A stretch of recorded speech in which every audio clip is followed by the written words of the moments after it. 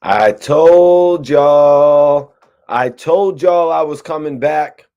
What is good? We got some epic shit to do today. Excuse me, today.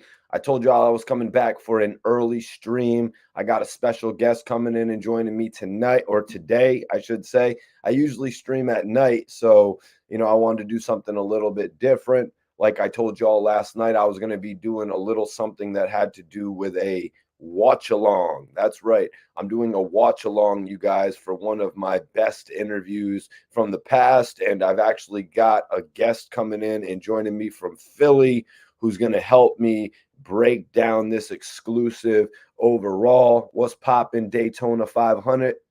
What's going on? Is that Daytona 500 from Florida? What's going on with you, G's? Everybody that's tapping in, make sure you hit that like button. Make sure you share this video with at least one friend. You already know who I am. I'm going to be joined by my special co-host in just a few minutes. Oh, Philly. All right. Salute Philly. Much love to Philly. You know, I always hold it down for Philly, man. Philly is probably my favorite city to actually come out and film videos at. You know what I mean? I love going to Philly and just shooting interviews. Another spot that I love going to do interviews is ATL. So those two spots right there are really the hubs. And of course, I made a major name for myself down in Miami, Florida. You know what I mean? I was living down in Florida for like 5 years. So I was having a ball doing that, working out of Circle House Studios, working with Scott Storch, just meeting like a who's who of the music industry. But today we got some epic conversation to be had. Today we actually are going to talk about Cassidy all the way back in the day when he denied the fact that Gillie Da Kid was the king. Cassidy actually started off major. You know what I mean? He came in, he had his humble beginnings, you know what I mean? Radio stations, Rough Riders, you know what I mean? Linking with Swizz Beats, moving over to, I want to say, J Records. He came up in the game and he didn't just want to give up his spot. He came up in the game and wanted to be the number one face out of Philly. But then when they're calling another name the king of Philly, what are you going to do?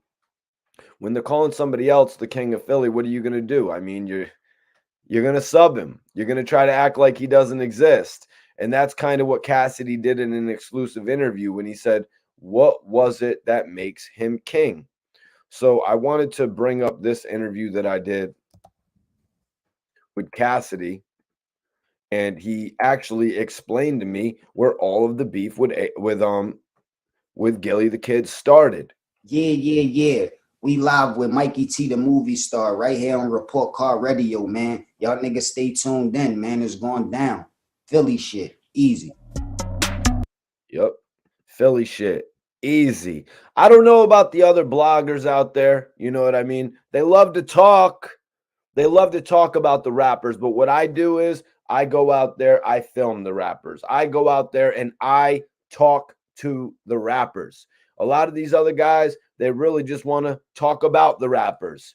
I made a career out of talking to the rappers, you guys. So, yo, Cass, in one of your interviews, this is going back to Gillie Da Kid. In one of your interviews, you were asked about Gillie being the king of Philly. Why were you hesitant at that point in giving him the crown? I don't even know how that works. Like, what type of work do you got to put to deserve the crowd? Like, how do that go? Like, I don't even know like what you got to do to be considered to be a king. Like, it upset. I don't really know. That's why I said I run Philly. I ain't trying to be the damn king, but that damn thing could get pulled like a hamstring on innocent man. But I don't even know what the requirements is to be a king of somewhere, man. Like, niggas need to really focus on what's important. Like, niggas, like, not just the person that's saying they the king. Listen to that bar right there. Cassidy just admitted to dissing Gillie Da Kid on his third album. So we're going to go into that. I'm also going to share this video with my bro, my dude from Philly, who actually, he holds me down. I hold him down. He actually is the hood blogger. I'm going to bring him in just a minute. I'm going to bring my guy SV Twizz in just a minute so we can break down these interviews. I actually did an interview with Gillie Da Kid where he pretty much said AR-AB was made to sleep on the couch. We've seen other things out there like AR-AB had to ask to get food. AR-AB had to ask for a cookie, but it turned out to be Cassidy's son's cookie or something along those lines. We're going to be talking about all this today, you guys, because I did an exclusive interview with Gillie Da Kid, and we all know that Gilly and Cassidy have never seen eye to eye. Even though Cassidy brought up the fact that he would eventually put Gillie Da Kid on one of his songs, a song that he actually put 15, 16 other Philly, 20, 30 different other Philly artists on. I believe it was called The City of Brotherly Love. Somebody correct me if I'm wrong. But Cassidy pretty much says that he ended the beef with Gillie Da Kid by putting him on that record. Me, I don't really agree with that so much. I think a more proper way to end the beef would have been if they would have actually collaborated on one of Gillie's singles. You know what I mean? Just like we saw Cassidy out there trying to work with Meek Mill when AR-AB brought Meek Mill to the table. But Cassidy was just too into himself at that moment and kind of thought, yeah, we're going to talk about all that today, Daytona, as well, as far as when Cassidy did that interview, where Gillie Da Kid was at that point of his career. You know what I mean? Because I'm just saying, when Cassidy was coming up, he just was not as open to taking ideas from others. Why? Because he was the hottest on the scene at that point in time. Cassidy was legitimately the hottest rapper coming out of Philly at that time. I mean, we had Beanie Siegel, we had State Property, we had all those guys. The Young Guns, they were beginning to move. They had a bit of a career. Freeway and Beanie Siegel were really the mainstays out of State Property. But we saw some other guys get some traction as well, like Oskino. You know what I mean? We saw some other people get traction. Oh, yeah. Get Down on the Ground from Gillie Da Kid was a street record that actually started to get a lot of buzz. You know what I mean? And that's when Gillie actually began to take meetings with all the labels. He began to take meetings with a lot of labels, and he turned down a few deals. There was rumors that 50, there was rumors that Jay-Z were all coming to get Gillie Da Kid. Gillie Da Kid was working with Suave House. Gillie Da Kid then started working with Cash Money. So he was right alongside Birdman as Birdman was beginning to develop Lil Wayne. You guys hearing what I'm saying right now?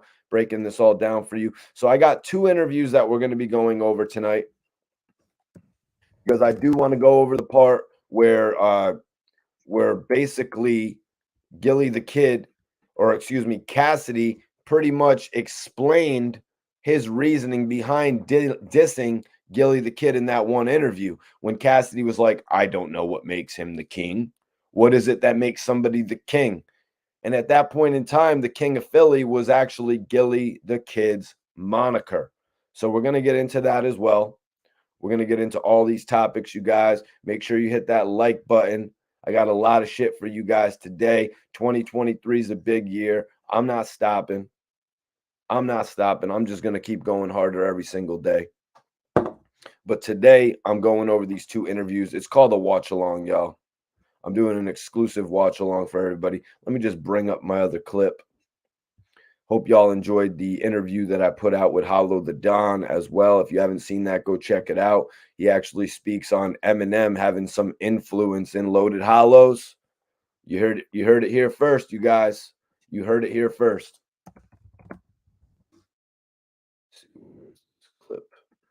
Where is this clip of Gillie?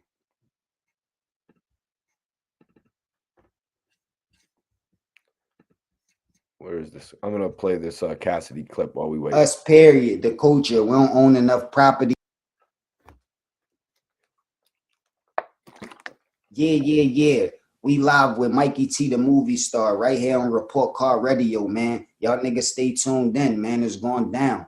Philly shit. Easy. So, yo, Cass, in one of your interviews, this is going back to Gillie Da Kid. In one of your interviews, you were asked about Gillie being the king of Philly. Why were you hesitant at that point in giving him the crown? I don't even know how that work. Like, what type of work do you got to put to deserve the crowd? Like, how do that go? Like, I don't even know like what you got to do to be considered to be a king. Like, it upset. I don't really know. That's why I said I run Philly. I ain't trying to be the damn king, but that damn thing could get pulled like a hamstring on innocent man. But I don't even know what the requirements is to be a king of somewhere, man. Like, niggas need to really focus on what's important. Like, niggas, like, not just the person that's saying they the king, but us, period, the culture. We don't own enough property. Like, you know what I'm saying? We don't even really own these neighborhoods and these cities that we claiming. Like, you know what I'm saying? What we claiming the king of, like, we don't even own enough of that place. We don't even got enough say so politically. Like, if we owned enough of it, then what happens there, as far as everything, as far as how the police it, as far as how everything go, we would have a big say so. But we don't got no real say so. So how can you really be the king of something? Like, you know what I'm saying? So that's probably why I ain't know how to really answer that question because I don't even know the requirements. But I'm not trying to be the king. So if he want to say he the king, that's cool with me. Like, only time I would have an issue if I felt like I was the king and he was saying he was the king, then we would have an issue. But I don't want to be the king, so let them rock with it. Unless somebody else want to be the king and got an issue, then they could go through it. But I don't give if he say he the king or not. So back then, that's pretty much the stance that Cassidy took. You know, Cassidy really didn't want to admit that Gillie Da Kid was the king of Philly. He just did not want to get on camera and admit it, you guys. Why? Why didn't he want to admit it? Because Gillie was not that prominent on the mainstream at that point in time. Everybody knew Gillie from major figures. Everybody on the streets knew Gillie from making his way onto the scene, but he wasn't as prominent. He was not as prominent in the industry, which is why I believe Cassidy did not want to give him his props. I'm about to bring in my co-host, you guys. Everybody give my guy SV Twizz a warm welcome. The hood blogger's about to come in. You all good to go, Twizz? Okay, I'm going to give Twizz just a second, and he's going to be tapping in. I'm going to bring it back a little bit on the interview because I want him to hear when Cassidy pretty much admits that he dissed Gillie Da Kid. He dissed Gillie Da Kid on his third album, Bars. My guy, the hood blogger, SV Twizz. My bro, Mikey T, you know how we carry it. Much love and respect as always. How you doing, Mikey? I'm good, bro. First and foremost, let me just check on you. I seen you was streaming the other night. You had a Quilly blog you were doing the other night. You want to touch on that a little bit? Oh yeah, man, yeah. You know, shout out to definitely shout out to Quilly, man. But I had did a blog the other night, and basically it's a back and forth that Quill is going with another artist from the city. And he's a younger guy. And I just look at Quilly as like, you know, he should be like more of a mentor and someone that's helping out these younger artists or just staying out their way. Like being in our age group period from our city, the young boys is not the ones you want to go back and forth with. You know what I mean? Because they the ones, they don't think twice. And a lot of times they don't know how to just keep it business and entertainment. So I'm like, you know, going down that road, you know, you kind of putting your safety on the line, dealing going back and forth with you know the younger guys because they, you know, that's what they do, man. They get in beefs over the internet and then it could get serious real quick. Yep. Why? Because it'll get them a buzz. It's like 50 Cent said, if you shoot me, you're brainless. If I shoot you, I'm famous. You said it yourself. Facts. You know, Twizz, last night I did a blog too, you know, China Mac and Milk 74 going at it. You know what I mean? Are you familiar with I know you're familiar with China Mac. You familiar with Milk 74? Yeah, I'm familiar with Milk too. I've seen a couple of his Johns before. Twizz, I wanted to ask you, just digging into that a little bit, you know, Twizz, is it uncommon for a white person to be a Crip? I don't know, like, you know, we don't really deal with that, you know, from like our Philly or nothing. But from what I heard of, you know, the guys from Cali talking about, I guess it's normal, you know, with that person being, I guess, from that area. We might not have seen it a lot on the internet or on, like, you know, TV or whatever. But you know, from my understanding, I believe if you from that area and you did what you had to do to get put on, and you go through, you know, whatever they go through to bring you in that gang, I guess it don't matter, you know, your skin color. It just matters who you are as a person. And Twizz, the second part of that question, is it uncommon for a Chinese person to be a blood? You know, how often do you see Chinese people in gangs that are not Chinese? Um, I've never heard of a Chinese person being a blood. I have heard of, you know, Chinese gangs though. You know what I mean? I heard of other gangs and even Flying like the Dragon. Chinese mafia and stuff like that. You know what I mean? Definitely heard of it. But once again, like I said, like, you know, in my city, we don't, it's like no Bloods and Crips or nothing like that. So I'm not 100% familiar with, you know, that part of like the gang culture and stuff like that. Yeah, no, Twizz, I wanted to ask, you know, why is it that in Philly there are no Bloods or Crips? Or, you know, I kind of find that strange but honorable. You know, why do you think it's that Philly, you know, just flat out refused to adopt those G codes? I think because Philly is one of those areas where you had, but back in the day, you had like the movement, and then you had like where Islam had came in. Islam played like a big role in the city, like years ago, and it was just more so about the unity. But I heard stories of like in the '60s and stuff like that. There was actually gangs in Philly, but it just didn't stick. I don't know if they was going.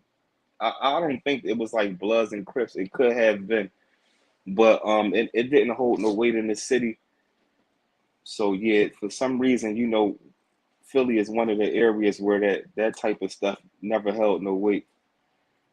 So Milk was going off on China Mac, basically saying you were in jail for 12 years. Let's see how you do out on the streets for 12 years. Now, is it Uh-huh. true? Is it true that people in the street don't care about the work that you put in jail? Because, you know, they're in the free world and they pretty much just don't care. No, most likely you don't. Like a person will respect you. Like say for instance, if I just came home and I'm like, I just did 10 years, I did this, a person might respect you because you didn't tell or nothing like that. But when you come home and you get involved in street politics and you start doing things in the streets, don't nobody care because everybody been in jail that's in the streets. That's a part of the game. That's like a person bragging about they got shot. Nobody, that's not going to stop somebody from shooting you again. You know what I mean? So that jail stuff, it don't hold no weight. So, Twizz, I don't want to put you on the spot here, It's but I want cool. to ask, you know, do you like China Mac's music? Do you ever blast any of his music, or do you find him to be a talented artist? I never listened to his music ever a day in my life. I'm not gonna hold you. The only joint I probably listened to a little bit was you know, the time you brought him out Philly. That's probably the only joint I ever even, you know, even heard a clip of. But I don't, just some people I can't even, I can't do it. Like, you know what I mean? Nothing against him, but it's just like I don't listen to China Man. Yeah, I had actually brought China Mac out to do a video with Leak Moss back in the day. Facts. You know, I Facts. was really hoping that they could have got something going on, some type of collaboration. You know, China Mac does a lot of merchandise sales, you know, but Facts. overall, you know, what are your thoughts on China Mac? And do you think China Mac is a culture vulture? A lot of people throwing that at him right now.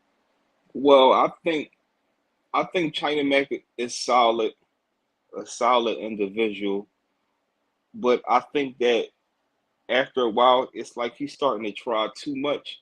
And then, you know, on top of trying too much, I think he's starting to say things that's rubbing people the wrong way.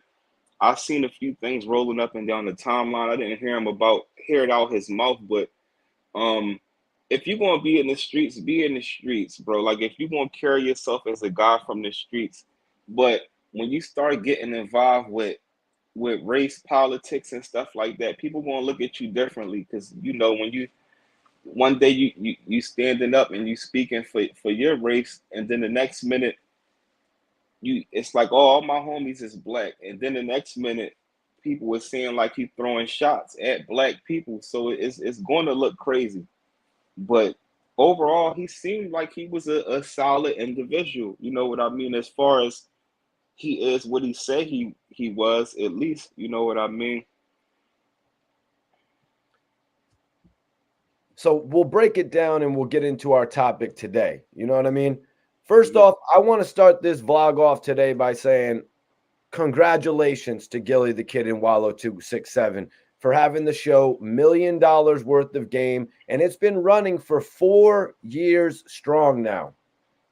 That's a fact, and congratulations to them, definitely. And they get even a super congrats because just the road that they've been on to the time to for them to be able to have that podcast, it's been like a bumpy road, man. Right, man. Twizz, how does it feel, to practically have the hottest show coming out of your city now? For a while, it was actually New York with the Breakfast Club, but now I think Philly has a strong claim, you know what I mean, for the hottest show.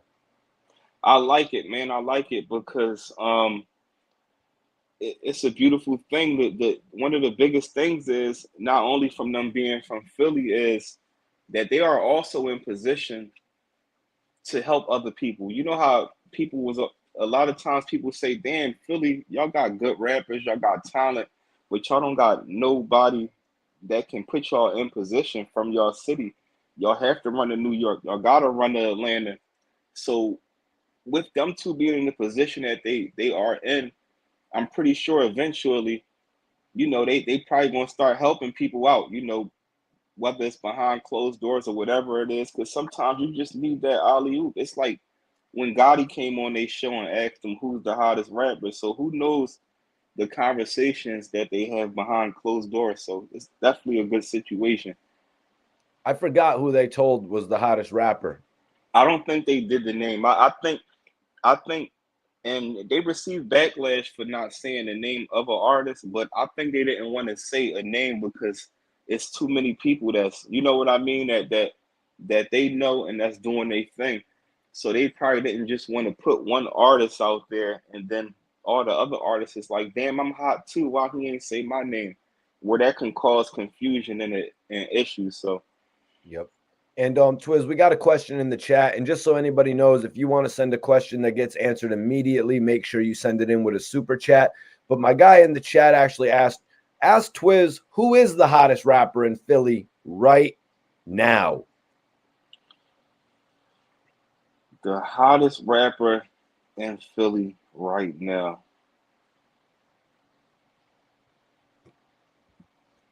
Oh man, it's gonna probably be out of Leaf Ward or Odas Rada. It's gonna probably be out of them too. And there's a lot of hot guys out there, young and upcoming, artists and stuff. But I think it's Leaf Ward probably got like the biggest wave. But Odas Rada is nice too. You know what I'm talking about? So it'll probably be out of them too. Both of them. Both of them. Yeah, man. So I got a feeling, like that day when Yo Gotti said that, it was kind of like when Rick Ross came and picked up Meek Mill that day. You know what I mean? Facts. That's The only energy I felt. It is. It was that kind of energy. The only difference was Meek made that. I'm talking about, like he was smoking everything. Like Meek did a lot more than just put hot music out. He was doing party promotions. He had a bunch of radio play, and he was somebody that came from the freestyle DVD era, but he made great music that people was listening to in clubs like Rose Red, and you know what I mean? Like it was just certain songs where he was making music for women at a young age, and that was the smartest thing he could have did. Now, did you ever have any idea in your mind that Gillie Da Kid would make this transition from rap to podcasting? No, I thought that he would make a transition from rap to straight acting. Yep. I thought it probably would have been that once he was doing the stuff with Vin Rhames. I thought that eventually, you know, we would just see him in more movie appearances. I didn't have no idea that. I couldn't even picture Gil even interviewing nobody back then. You know what I Right. mean? But it's Facts. it's crazy. Yep. You could not picture him interviewing anybody, but Vin Rhames, you know, and this is no shade at Gilly and Vin Rhames, but at that point in his career, Vin Rhames was kind of going down and into the B Facts. movie circuit. You know what I mean? That's a fact. I'm just being real. So it's like it's That's a great that fact, bro. Gilly could develop that relationship with Vin Rhames, you know, to propel his career when it was really needed. You know what I mean? But Vin Rhames just was not the biggest superstar actor at that point in time. He wasn't, and that's what made it crazy. And I think that's what also it took kind of value from the film. You know what I'm saying? Because he was trying to do it from the muscle. When you need those machines behind you, you know what I'm talking about? Like, and Vin Rhames is a legend. He done acted in a bunch of great movies Mission and did Impossible. his thing. Facts, Baby Boy. You know what I mean? And then like you said, he was doing that at his time going down, but it helped Gil out a lot. You know what I mean? Let me see his top movies: Mission Impossible, Pulp Fiction, Dawn Dawn of of the the Dead. Dead. I'm sure everyone remembers him from. I guess Tom Cruise got him. Oh, never mind. He was in Con Air, Lilo and Stitch, and of course, Undisputed. I think we all remember Undisputed. Facts. The boxing movie with Wesley Snipes that spawned so many sequels that I don't think. Did you ever watch any Undisputed sequels, Twizz? Yeah, I think I saw I think I seen the original Undisputed. I didn't watch all them joints, but I think might I have watched seen it. too. Yeah, they it's hard to keep up with, man. So, what was your take on Wallow coming home and getting right to it? You know, we haven't seen that many people have that many success stories coming out of jail. I can start to list them right now if I want to, but you're not going to have too many rappers that were majorly successful when they got out of jail. Wallow got one of the biggest success stories in history, and this is why we talking about major figures where this is a group that he formed. It was his idea. Gil didn't even want to be no rapper. He set this up. He put it in place. Then after he put it in place, he goes to jail for a very long time. And while he's in jail, the situation that he put in place takes off. You know, they dealing with Wayne. There's so much stuff going on with the figures. It takes off. And now he in jail. Like, I got all this time. My life, you feel like your life is over. So that was a big, crazy thing that Gil was able to remain being relevant from them times and them years of him being away, so that when he was able to come home, they went beyond where they left off at. You know what I'm talking about? Because like music and rap careers, it only lasts for so long. Once an artist starts getting older, if you ain't Jay-Z and nobody like that, your career is going to eventually fade off. But for them to be into the market that they're in right now and the timing and everything, you know, the sky's the limit, and it's no signs of them stopping no time soon. So I think he got one of the most amazing success stories in the world. Did you ever think that Wallow had that same gift of talking that Gilly had, you know, or was it shocking to you? Yeah, I believed it just because of where they from and what type of stuff that he was into in the streets. You know, Wallow was known for taking money, and a lot of times people that take money, they be fast talkers. They can, you know, they think fast, and they like on their tippy toes at all times. And that's the same energy that I see Wallow with, but he's applying it to something positive now. Now, when you're saying take money, do you mean like, is he that guy like, don't give that guy $50 for an eighth? You better not give him 50 for an eighth. He ain't coming back. I mean, like, take it mean, you know, I don't want to say the wrong thing on here, the wrong word, but like come up to you and, you know, pull a strap out on you and like give it up. So, you know what I mean? Like taking money like a stick up kid, basically.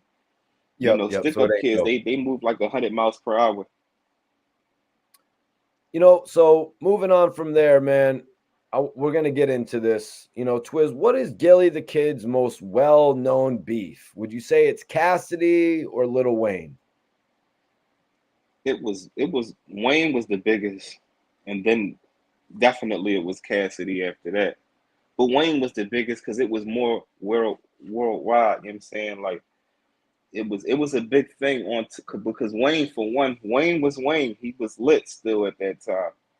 Well, I'm not gonna say at that time because Wayne was always lit, but Wayne was a signed artist, and around the time when it was going back and forth, we didn't see too many artists that would be doing like vlogs how Gil did. You know what I mean? Where he was breaking down like, oh, we was out there and exposing the artists and things of that nature. We haven't seen it to that degree. Not that day and time.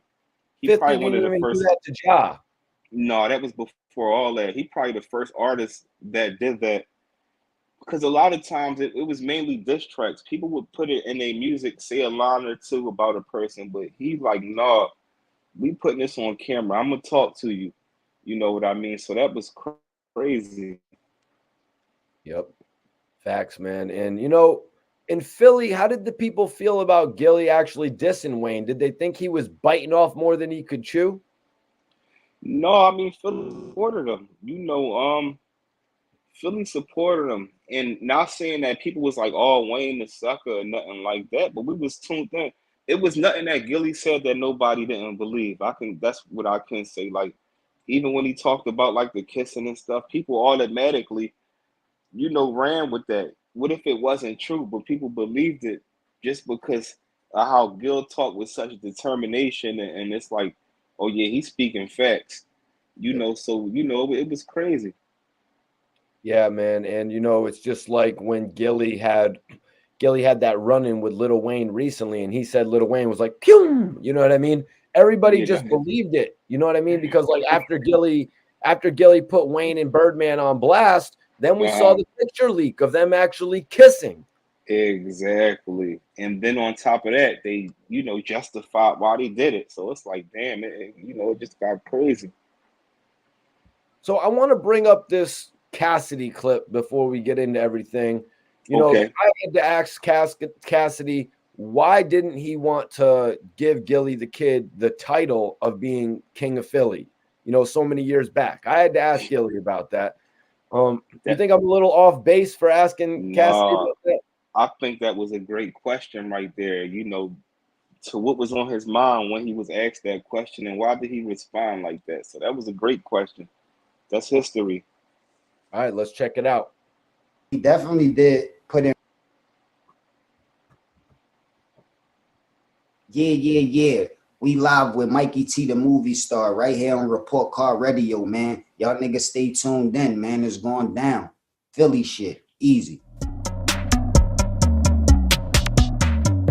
So, Cass, in one of your interviews, this is going back to Gillie Da Kid. In one of your interviews, you were asked about Gillie being the king of Philly. Why were you hesitant at that point in giving him the crown? I don't even know how that works. Like, what type of work do you got to put to deserve the crowd? Like, how do that go? Like, I don't even know like what you got to do to be considered to be a king. Like, you know what I'm saying? I don't really know. That's why I said I run Philly. I ain't trying to be the damn king, but that damn thing could get pulled like a hamstring on innocent man. But I don't even know what the requirements is to be a king. Cash talk heavy. You My on bad. mute, Mikey. Oh yeah. My bad about that. Right there, Cassidy just admitting to dissing Gillie Da Kid on his third album, on Innocent Man. Did you know that? Not when he said, oh yeah, when he mentioned the king stuff, you automatically knew that. Yep. And you can get pulled like a hamstring. You can be the damn king. Somewhere, man. He Really, said, I ain't trying to be the damn king, but that damn thing could get pulled like a hamstring on innocent man. okay. So he said that damn thing. I ain't trying to be the damn king, but that thing can get pulled like a hamstring. Was Gillie's crown of Philly getting pulled as easily as a hamstring, Twizz? I mean, I know you got Beanie Siegel, you got Black Thought, you got Meek Mill, you got Cassidy. But Gilly being the king of Philly, that strikes me as an underground crown. Yeah, like and being with him, repping the King of Philly, nothing stopped or you can't discredit that title from him. You know what I mean? The only other people that can say that is like, like Will Smith, Beanie Siegel, you know what I mean? And it could also be for different generations. Like even at one time AR was saying it, you know what I mean? So it was like who had the ball at the time. But you know, um Gil did a lot, for the city before Cass even came out. But I understand both angles, man. I understand what Cass say, and I also understand why Gil feel as though he is the king of Philly. Was it shocking to you that he would diss him on the album, or was Philly like, you need to say something about Gilly? He's making you look crazy, Cassidy. I don't think it was shocking because what he did was it was like it was a diss, but it wasn't a diss. You know what I mean? It wasn't too heavy, and it wasn't even accurate. You know what I mean? Because truthfully, somebody like Gilly is going to listen to what he's saying, and he's going to be like, "What's going to get pulled like a hamstring? That damn thing going to get pulled like a hamstring." He's talking about basically shooting. You know what I mean? And then somebody like Gil is going to be like, "Cassidy, you ain't about that life." You know what I'm saying? So. Yeah, the first thing Gillie Da Kid did once Cassidy tried to check him about being the king, how was he the king? It doesn't make sense he's the king. He goes right to Cassidy's block, He Twizz. does. And what's crazy about that is if everybody pay attention, he shot Cassidy out. It's not like he shot him out. The interview was over, then somebody told him, and then he came back and did it. No, he had shot. If you pay attention to that clip, he shot Cassidy out. And after he said Cassidy, somebody on the side was saying something. And Gil like, huh, what happened? They let him know right there in the middle of that interview that Cass said something. So right then and there, he like, we out. He took everybody that was with him, the cameraman and everything, and went to, Cassidy, a block that Cassidy be on. It's not the block where his mom lived at, but it's a block that he in his neighborhood that he go to a lot of times, you know what I mean, where he hang out at. So Yep. And Cassidy actually refuted it. He said the block that he went to wasn't even my block. It was the block of the people that were friends with AR-AB. And no, I think that's what he said. Is it what because of the fact that those were AR-AB's associates that Cassidy would be comfortable chilling on that block? they wasn't AR associates. So what happened was the dude that ended up getting his life taken in that case with Cass and AR and them, he's Yep. from that block. Okay. But what the situation is, Cassidy was cool with them. Cassidy act like they was just enemies and he ain't mess with them. Cassidy was cool with them. Them guys had went through an altercation with Flock, and it led on to Cassidy too, because Cassidy was his man. But it's like when you say that's not your block, he's talking about the block that his house is actually on. But if you from anywhere, you know that just because you live on this block, that don't like I've never hustled on the block I lived on. Like if I came out, it was a certain block we went to and we all met up. None of us might not have had lived on that block, but this was a block that we chilled on. So that's why Gil went to that block because this was a block where when Cassidy came out and he chilled around people, he was on that block. The same dudes that was out there with Gil, I can pull up footage of Cassidy with them same dudes, the same heavyset dude that came up with the hat, and Gil was like, "You don't want to know who under there." He had like a hoodie on. I can show you videos with Cass with them, rapping with them and being with them. So Cass just was trying to make it like he never dealt with them guys. They was Yep. just some haters, but they wasn't AR friends. They all from Uptown. AR didn't deal with none of them guys. Those are the guys that AR-AB actually ended up beefing with on Cassidy's behalf. Yeah, that was all that because AR like I'm from North. I don't care about none of y'all Uptown guys. AR was on that type time, and Flock is AR homie, you know what I'm saying? Before he was Cass homie, as we know. So AR, like anybody got a problem with y'all, they got a problem with me. I'm not from up here anyway. So it was on that type of time. Now, Twizz, every time I talk to some cats from Philly, even you know what I mean? Philly Mm-hmm. does not like to pit Philly against Philly. You know what I mean?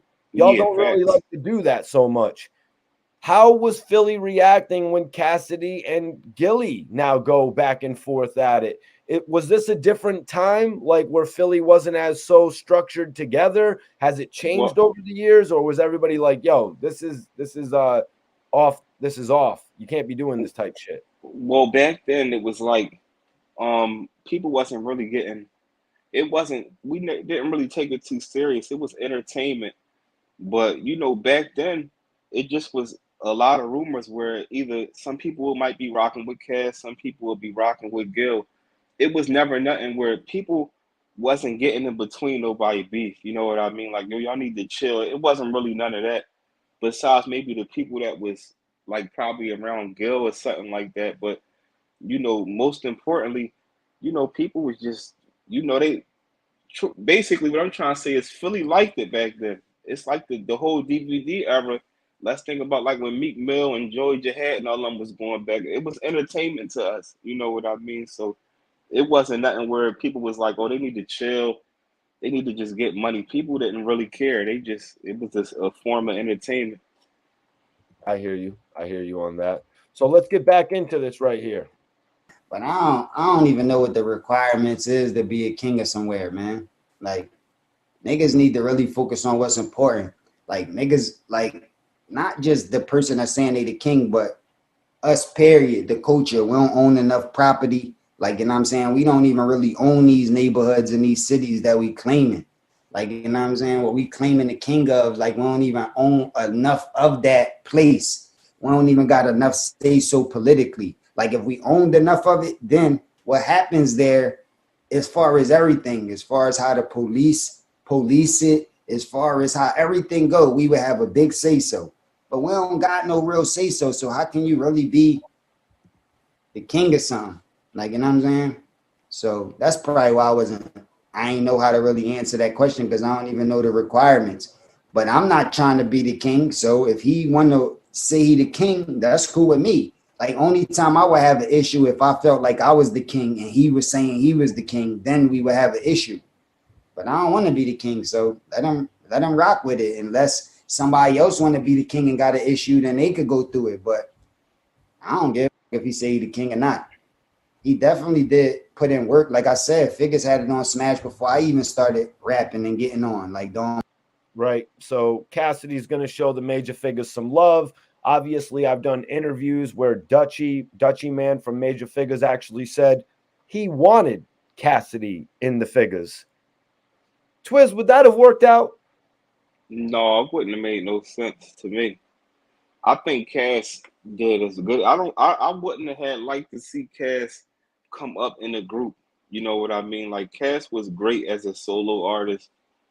We love Cass by himself, truthfully, even though he eventually had Larceny Family and we hear him on a few features, but I think that it wouldn't have made too much of sense with Cassidy being on the track with the figures back then, because Cassidy was a beast. He just stood out. You know what I mean? Yeah, some people just don't make sense within a group. You know what I mean? But Yeah. so overall, how did you feel about Cassidy's response to that? I don't know what the requirements are to be king. I don't want to be king. How did you feel about that response? I think Cass is like partially lying and still partially bitter about the whole situation. It don't take nothing. Like, just like you spoke on Dutch, I heard Dutch say something, man, that was definitely, it was real stuff. What he said was, it don't cost nothing to be real and show love, but it can cost you a lot to be fake. And when you look at it like this, bro, if somebody, if let's just say I'm a rapper, and they be like, damn, Twizz, what you think of Black Thought? Black Thought is like one of the top MCs in your city. I don't have to be a person that necessarily listened to him. I know what he did. I know what work he put in. Why not speak positive? Like, yeah, shout out the thought. That's all you had to do was shout out the Gil. Like, you know, exactly what he said at the end of that clip was shout out the Gil, the figures and all of them, they paved the way. But his response was bold, cocky, and disrespectful.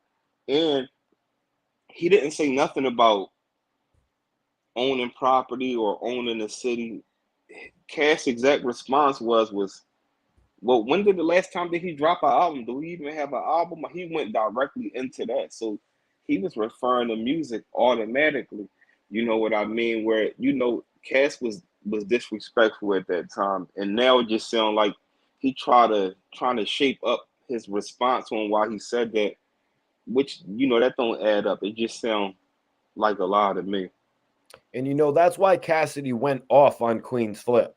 And that's why he called Queen's Flip a private investigator. You know what I mean? He's like, yo, there's been multiple interviews out about me speaking on my beef with Gillie Da Kid. And if you're going to ask me about my beef with Gillie Da Kid, you should at least be educated when asking about the beef. So that was one of the issues I had with Queen's Flip doing an interview with Cassidy, kind of blowing his interview with Cassidy, in my opinion.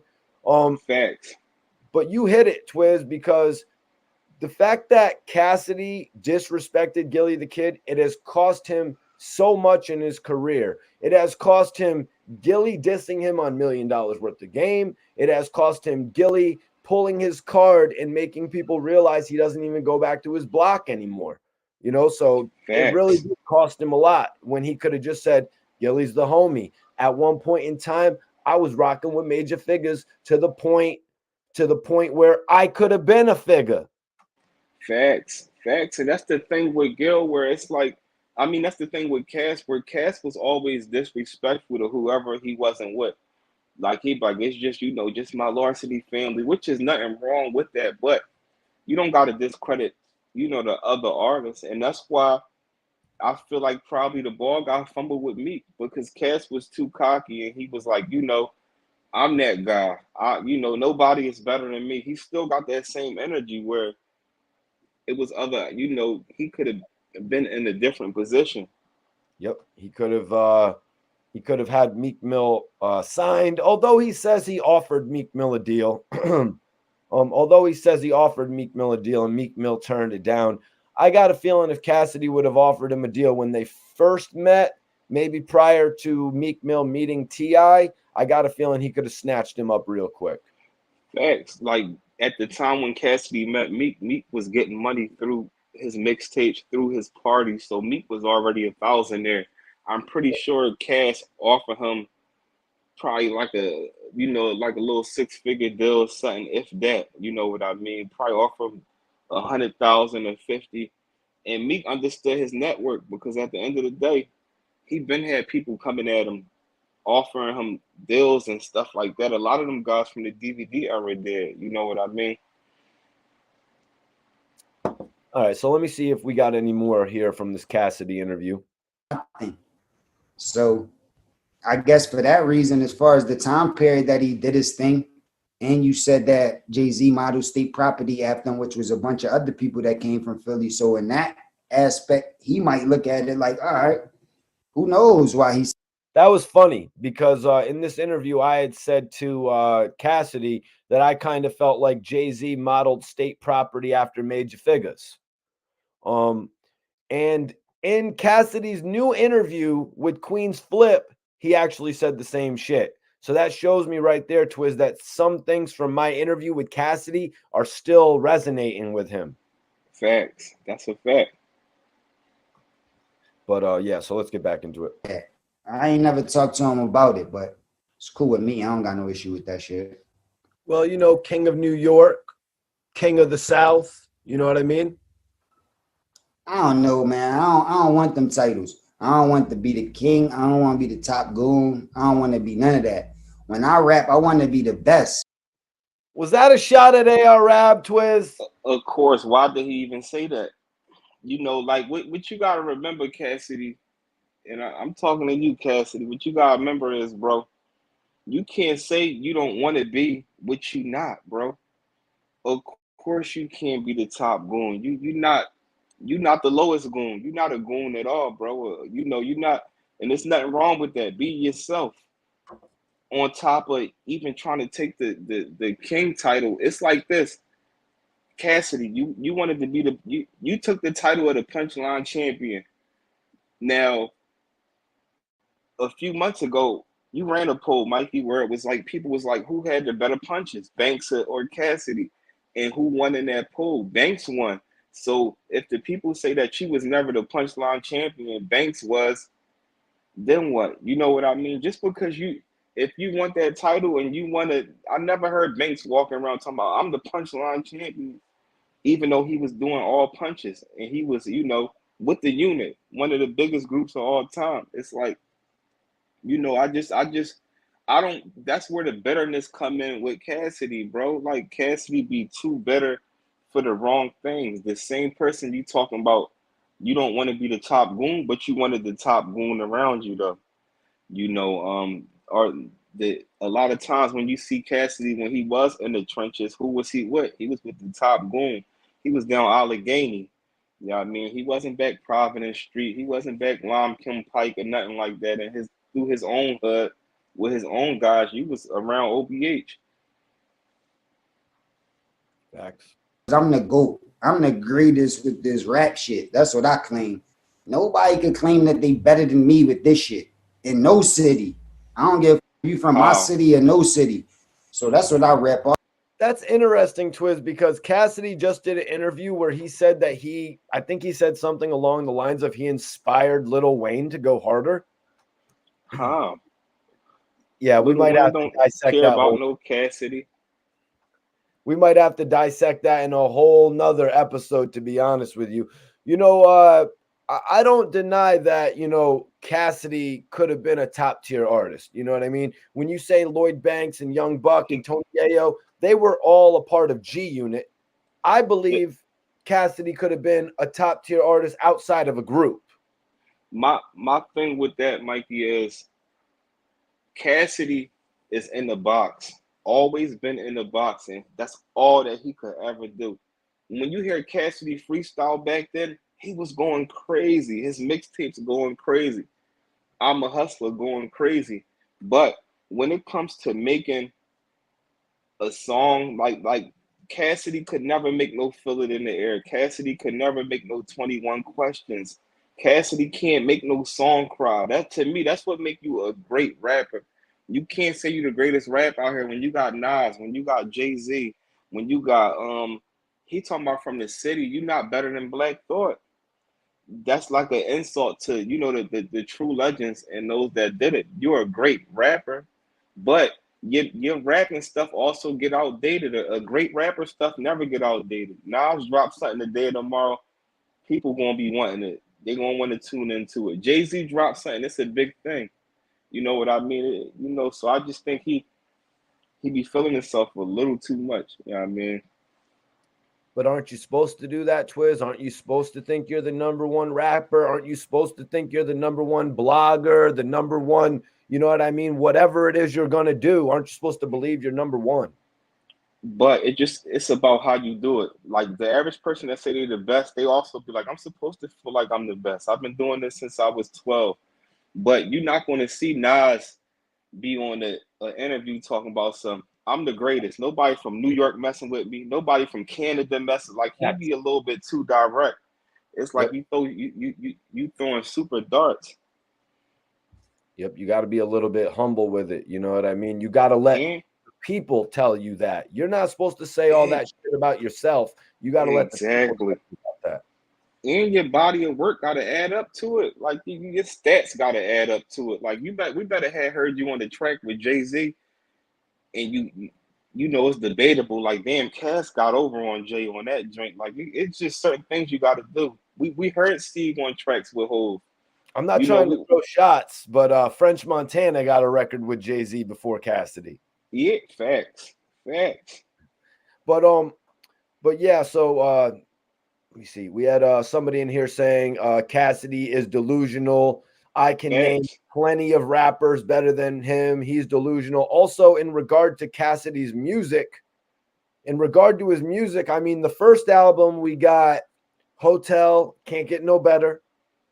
On the second album, we get Ima Hustler, B-Boy Stance. Mm-hmm. And then on the third album, we get My Drink and My Two-Step and Innocent Man. So it's kind of like, you know what I mean? It's kind of like all over the place, his music. Has Meek Mill's career been all over the place like that? No, Meek's been more consistent. Meek albums did way better than Cassidy albums around the world. Like Cassidy albums, people wasn't riding around Philly listening to no Cassidy albums. We listened to Cassidy mixtapes. We listened to them mixtapes heavy. Ima Hustler was like the biggest John, at least for our city, out of every song he put out on every album. Salute. Born in the building, much respect. Speaking of kings, the king of New Jersey. Yeah, the king of Jersey in the building. Salute to our bro Rosewood as well. Rosewood, salute, brother. Logan's finest in the building. Now, DeReal Dundada, salute to you, bro, for tapping in. Everybody in here share this video at least one time. He said Cassidy is super confident. I wish all rappers should have, keyword, 10% of that confidence.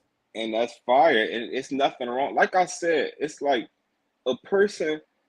All right, let's just take a Soulja Boy, for instance. Soulja Boy is confident, but he can also say things that are facts, where he might be like, yo, I'm the first one that was making my own beats on Fruity Loops. Like, it's like more factual stuff. But, when you make it like you the greatest rapper on earth, because that's what Cassidy say, like, I'm the greatest rapper on earth. If that's the case, you wouldn't be able to drop nothing, Cassidy, without the whole world watching it. If you the greatest, that mean the whole world wants you, bro. It's like a Mayweather fight. Mayweather can say he the greatest. Like you said, the people going to speak for it. It's going to show it. But Cass, if you drop an album today, is it going to prove that you the greatest? If you drop a single, is it going to prove that you the greatest? Yeah. All the other titles, I don't give a about that. So, one thing I will say is that Gilly does support you when it came to these battles. So I want to ask, how did you and Gilly put everything to the side? He was actually supporting you during one of your last battles right on stage with you. Me and Gil, we never had no issues, man. Like, all that shit Gil was doing now, me and Gil never even argued before. Like, I don't know what niggas. Him and Gil never argued before, Twizz. Yo, the funny thing is, where he's like, me and Gil never had no issues. Cass, you made the issue. Let's just keep it a stack. You made the issue from that interview. And all the stuff he did was because you disrespected him in front of the world, where Gil was always one of the artists from our city. He showed people love, bro. I don't care if you like Gil or not, whether you from the city or wherever you from. Gil helped a lot of people from our city. He always had an extending, hand for up and coming artists from the DVD era. All the new and young and upcoming, he shouting them out on there. He ain't even had to do that. Some dudes would be like if you would have asked Cassidy the same question they would have asked Gil, Cassidy would be like, I don't know, I don't really listen to niggas. I listen my full surface people and all that. Like, that's my team, like, but it's just different, man. Facts. Niggas be making this shit up and be making, like, creating this energy. I mean, niggas might be feeling some type of way about how I carry it. Like, and if I put the shoes on the other foot, if I was them, I would probably feel some type of way about how I talk. Like, I'm the GOAT, how I carry it, how cocky I am, and for how many years I've been able to keep it the same. Like, a lot of shit been changing. Niggas been going through fluctuations and a lot of problems, but not me. So I could see that energy making niggas feel some type of way. That's probably why they might say stuff or make faces or do things that I don't understand. But I don't got a time to focus on that. Like, what them niggas think or what's going through their head is not going to determine what I'm going to do or where I could take it. Like, that's just going to sidetrack me thinking about them. You know what I'm saying? So I don't really give a fuck about that part. Like, you know what I'm saying? I just know when I get on the phone with the nigga or anytime he see me, it's nothing but respect. Last time I seen that nigga, Cass, what's up? Shook my hand, hugged me. The last time we met, like anything on a blog or like even if you next to me, but I'm looking this way and you over there. I'm not talking about that. I'm talking about when I'm looking you in your eye. Last time, yo, Cass, what's up? And hug me. So it's all love with me. And every time it's always been that way. It's not like we never argued or he said, yo, I'm gonna do this and none of that. So it's like, it is what it is. Like, there's no problems with me and Gil. He was telling Goods that Cassidy was gonna roast him in the battle. He tell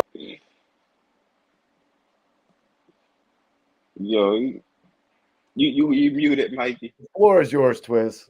Yeah, like it's just the funniest thing to me about Cass is it could be something that happened 30 years ago, bro. He don't never take no accountability. You know what I mean?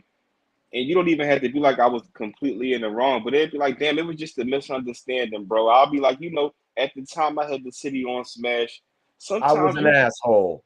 exactly like that's how I felt at that time. I was younger. Me and Gil good now, bro. Like you live and you learn, you laugh. I don't understand what be so hard with people and their egos that to not admit to no wrong. And Cassidy don't admit to no wrong, bro. Like he don't, and he always make it like, oh, everybody else is tripping, or Gil saw me and he just tried to make Gil look like a sucker. Like, bro, yeah, I mean, it's not the case, Cass, bro. Like Cass, you be, and then like it was said, like you said earlier, you supposed to feel like you the best, but I feel like stats is a lot. Like if you interviewing Beans and Beans, like nobody from the city was more, touch more people with the music than me. You know what I'm saying?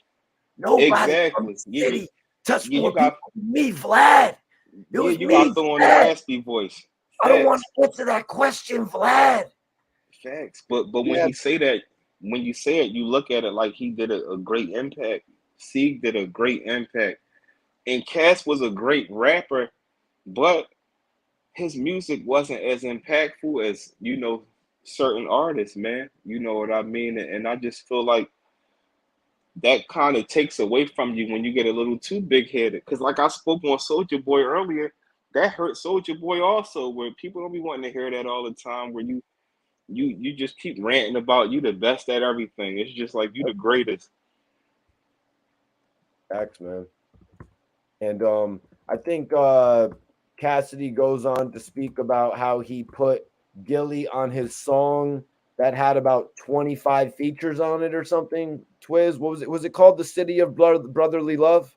I think so. At that time, yeah, they was doing a lot of that, but Gil's a supportive artist, bro. Like Gil was a supportive artist. He got on a lot of people's joints. He Black De Niro, all them type of guys. Like they was all in cahoots, man. You know what I mean? And even Gil was on one of OBH joints. I think it probably was Zombieland, I think. You know what I mean? Gil was on that joint. He just was somebody that always connected with Philly artists. And that's just how Gil was. You know what I mean? Now he at a different level. He's not really messing with music at all, but his whole time coming up, that's all he ever did was show love. Yeah, one of the last records he did was actually with Fred the Godson, but we'll get into that in just a few minutes. Goods that he should be ready. That shows me how much unity there really is in Philly. Yeah, right there when Cassidy was going to go battle Goods, Gillie Da Kid jumped on a live with Goods and told him, yo, Cassidy's nothing to play with. You better be ready for Cassidy. Did you see Gilly on stage with Cassidy, though? I believe it was at the Arsenal battle. Yeah, I saw him. Was that solidarity or what was that, Twizz? Maybe Gil was having fun. He made a fool of Cassidy a little bit. He was supporting him, but he also made a fool of him because Gil facial expressions is the worst, bro. Like he had like all the big eyes and the looking behind Cass back. He shouldn't have probably had Gil on that stage on that battle. I'm sorry, man. So like, do you Gil think kind of had Cass? Did Cassidy watch that back, the battle back? Of course. Yo, this dude's clowning me. Mikey T, he was clowning me. But of course, Cassidy's not going to say that because he just doesn't want like that, narrative out there. Facts, man. Gil might as well have came behind him and put these up behind his head the way Gil was back then. But I know he saw it. I know he's seen it because his people told him probably before he even got a chance to look. Like, damn, Gil was like pretty much clowning you behind your back. Jesus, that is ultimately embarrassing, man. It is that right there. That was a funny situation. Yeah, I mean, I guess there's unity to a certain extent, but there need to be more.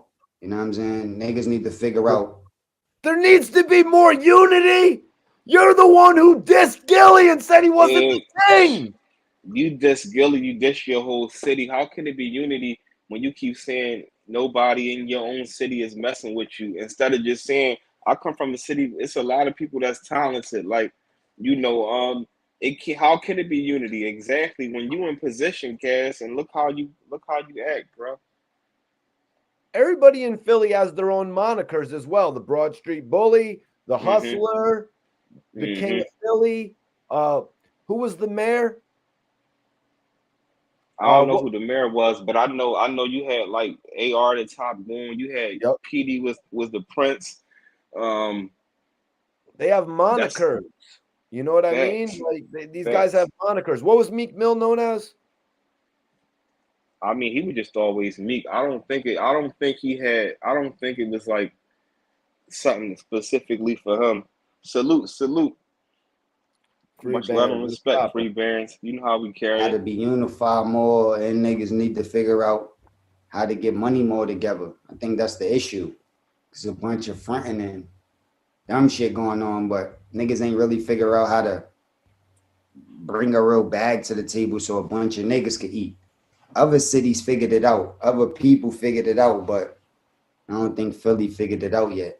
And the people that did figure it out, they moved on. They went other places and down for Philly no more. You know what I'm saying? So it's like, I think we need to be more unified. Some of the shit we was talking about earlier, like with the Meeks, like there's always constant negative energy. Niggas is always beefing. Niggas is never seeing eye to eye in a city. Like, you know what I mean? But that's how our city is, man. It's like a fighting city. We raised to be like super competitive like that. So it ain't like you're going to be able to get it out of a nigga once he becomes successful. It's going to be more in a nigga. So I don't know. It's just going to take people with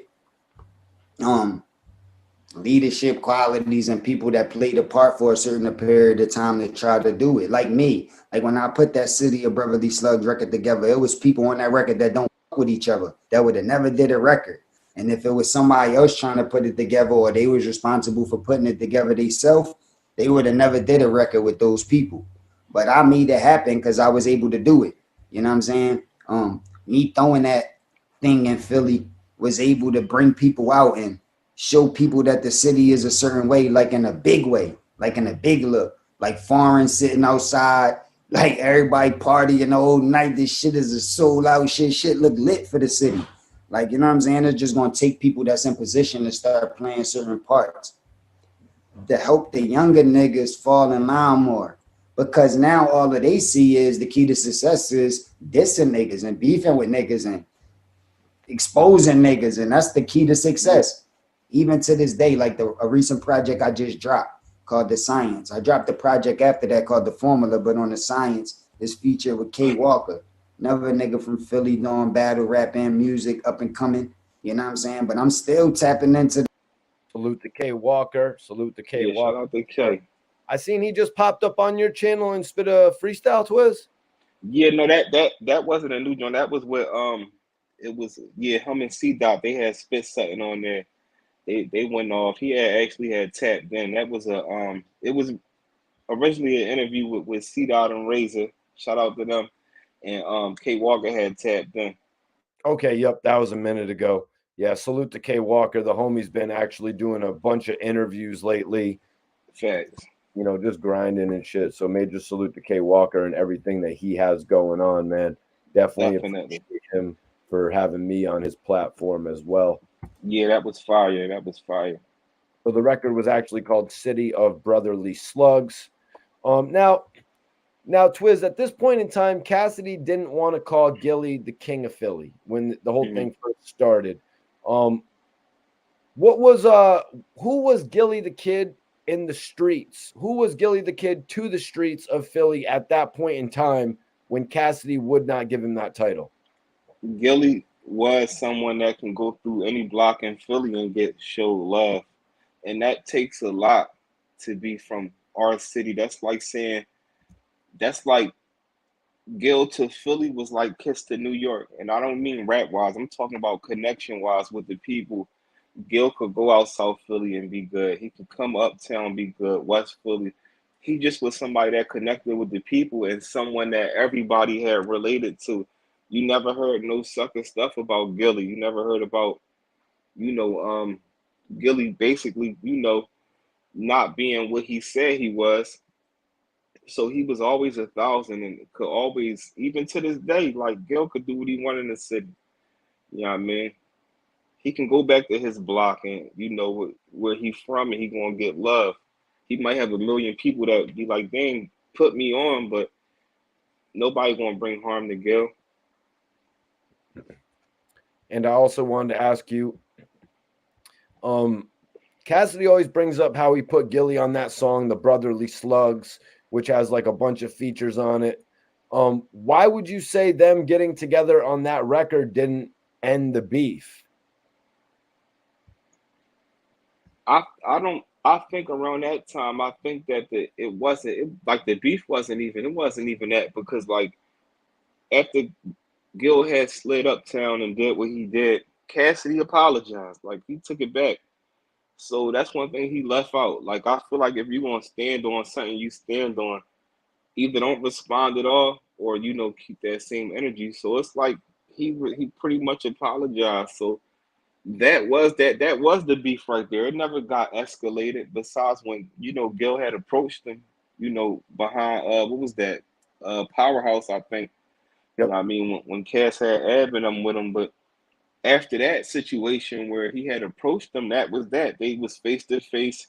Gil like, what you want to do? Let's throw our hands up, me and you.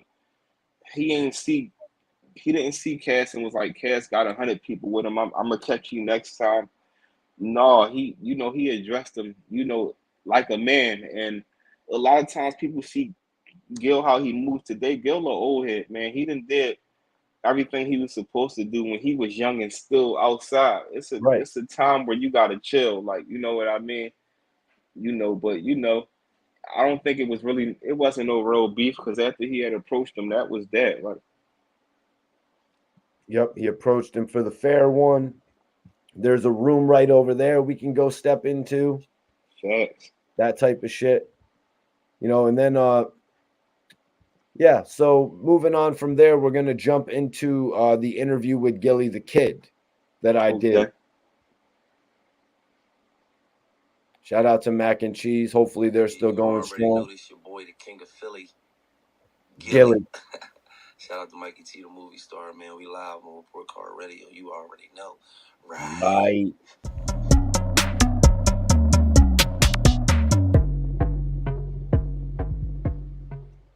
Gil, I really appreciate you taking the time to join me today, man, on Report Card Radio. A lot of my fans and followers actually look at your advice as golden. Absolutely. So I wanted to get your reaction today to the passing of Fred the Godson, Gil. Rest in peace, Fred the Godson. He was unfortunately taken during the pandemic by COVID-19. Yeah, that was crazy. Very unfortunate, man. And Gillie actually had a song with Fred the Godson that you guys can look up. Fred the Godson, Gillie Da Kid, and OTH. And it's called, I want to say the song is actually called Legacy, if you guys want to check it up. Yeah, it's called Legacy. You can search it on YouTube if you want. But our condolences to the family of Fred the Godson. A tragic loss, because of what happened during the pandemic. Twizz, anything you wanted to say about Fred the Godson before we move on? Definitely rest in peace to him. And I didn't know like his whole story as far as coming up, but like Too Raw for the Streets, Big Star, he had a joint where he got some footage out there where it was like he got Dark Low on there and everything battling somebody. I actually had when you had interviewed Dark and we was all on the panel, I had brought it up to him Yep. because Dark Low had interviewed another legend from the city that had got his life taken at a young age called Spinach. But I had seen like Fred the Godson was on there too battling. So Fred the Godson been around a long time, bro. I didn't know that he was around like back like the DVD era. I'm talking about like not the Smack DVD era. I'm talking about like the Too Raw for the Streets, the earlier on DVDs. So he was outside and been battling people because and you know doing that stuff before he even pursued a straight music career. So shout out to him, man, and may God rest his soul, man. Condolences to his family. Facts, man. It's a blow to his family and his friends, and a major blow to hip hop. Yeah, man, it is, man. And you know what? Fred was a good dude, man. Like Fred was one of them dudes. If you ain't like Fred or you had something against Fred, like you really like a nut ass nigga. Cause Fred was just like a good dude. Like it's only like a few people I met in my life that it was hard. You can't even picture nobody not liking them. Like Ab Lava that was in my clique, Major Figures, Ab Lava. Like you couldn't picture a nigga not with Ab as a person, cause niggas was such good people that it's like, how could you not with Fred? How could you not Lava? Like, you know what I'm saying? So Fred was a good dude, man. And just the sad part about it is, he had to die alone, man. You know what I'm saying? He in the hospital. Can't nobody come see him. Can't nobody visit him. Like, he just laying in the hospital, and then you just check. Like, that's got to be some of the saddest shit in the world, man. Gil, what was your initial reaction to Fred's passing? I know a lot of people took to the internet. What was your initial reaction? It was just like, damn, I felt bad for his family. You know what I'm saying? Because let's be for real, when you got the coronavirus, you're isolated. It's not like your peoples could come visit you. But I mean, if he was in the hospital for 12 days, all by himself. Ain't nobody by his bedside. And then you just die. And then when you die, you can't even get the proper funeral because everybody's still in isolation. So you might get a funeral with 2, 3, 4 people at your funeral. Like, and I mean, that's just... I know you recently did some work with Fred. What do you think his legacy will be in hip hop when it's all said and done? I mean, he was a spitter. He was a spitter. He was, even though he didn't have all the accolades, the platinum records, and he was a spitter that you had to respect because he talked that shit. He expressed himself in a good way. You know what I'm saying? Like, like me, I know I was blackballed. You know what I'm saying? So that's why I was never gonna go triple platinum. I was never gonna get a true opportunity. But at the end of the day, y'all gonna respect my mouthpiece. Feel me? Y'all gonna respect this shit that I'm talking. Y'all ain't got no choice but to do that. Gil, could you take me back to when you first met Fred the Godson? Oh man, that was years ago, man. Like, I don't even remember my first encounter with Fred the Godson because I knew him so long. Like. Yeah, Fred would just be everywhere, Twizz. I ran into Fred on multiple different occasions, so I really don't blame Gilly for not remembering the actual first encounter with Fred the Godson, just because they could have ran into each other in passing, shook each other's hands. You know what I mean? So, I ran into Fred on multiple occasions before and after he signed that deal with E1 Records. Thanks. That's heavy. I don't even remember my first encounter with him. You know what I mean? I know I was in New York, and we was introduced to each other from somebody. I can't quite remember, man. I smoked too much, Mikey. But ever since then, it was all love. Like, I just shot a video with Fred in the last year. You know what I'm saying? We shot a video together up in, like Redden or something. We did it. It Me, was. him, and It was Redding. some other kid named Mooka.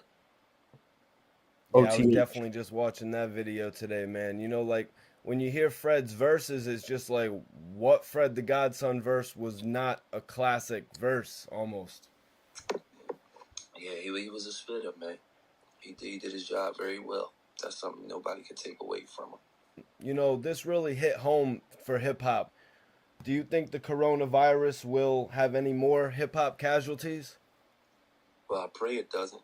You know what I mean? But only God know that.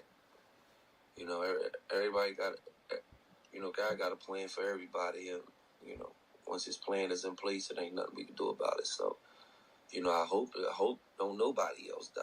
Whether it's a rapper, singer, regular person, fucker that work for SEPTA or a lawyer or a doctor. I hope don't nobody else pass from it. You know what I'm saying? But hopefully not. You know what I'm saying? I guess that's Twizz, just because we're on this topic, man, and I never spoke to you about it before, really. Was the pandemic, did it mess with your life in any type of way? My AirPod had died. Let me hook this joint back up. So, can you hear me? Yeah, I can hear you. I'm just getting a little noise. I don't know what happened. I gotta slide this phone up 1 second, Mikey. My fault. I'm No trying to worries, connect man. my AirPods back. Do your thing. I'll just play the audio. what you were saying about Atlanta, and then you noticed it yourself while you were driving around in Philly, and even me riding around in Connecticut. I see a lot of people out in by the marinas. Well, at the end of the day, man, obviously those people don't take it as serious as me. You know what I mean? My family. Hopefully they don't catch it. You know what I'm saying? Hopefully we coronavirus free. I don't think we are because they keep saying there's more cases every day. But people gonna do what they want to, man. And some people got the mindset of I'm not living in fear of nothing. I'm gonna go outside. I'm okay. Well, I don't really call that living in fear. I call that living in intelligence. You know what I mean? Living in a smart way. But some people call it fear. So, like I had a girl on my live tell me this shit ain't real, and I'm like, I know 4 people that died from this shit in a month. I don't know 4 people that's died in a month in my whole life. Like, so yes, bitch, it's very real. You better get your mind right. But she was a young girl, 24. This is not real. The government's lying. I'm on my way out now. So that's some people's mindset, man. So in saying that, Gil, how do you keep the Rona away and live a healthy lifestyle, you and your family? I mean, we just doing what everybody else doing, quarantine, Mike. He had the LV, Yeah. LV face mask, Twizz. Yeah.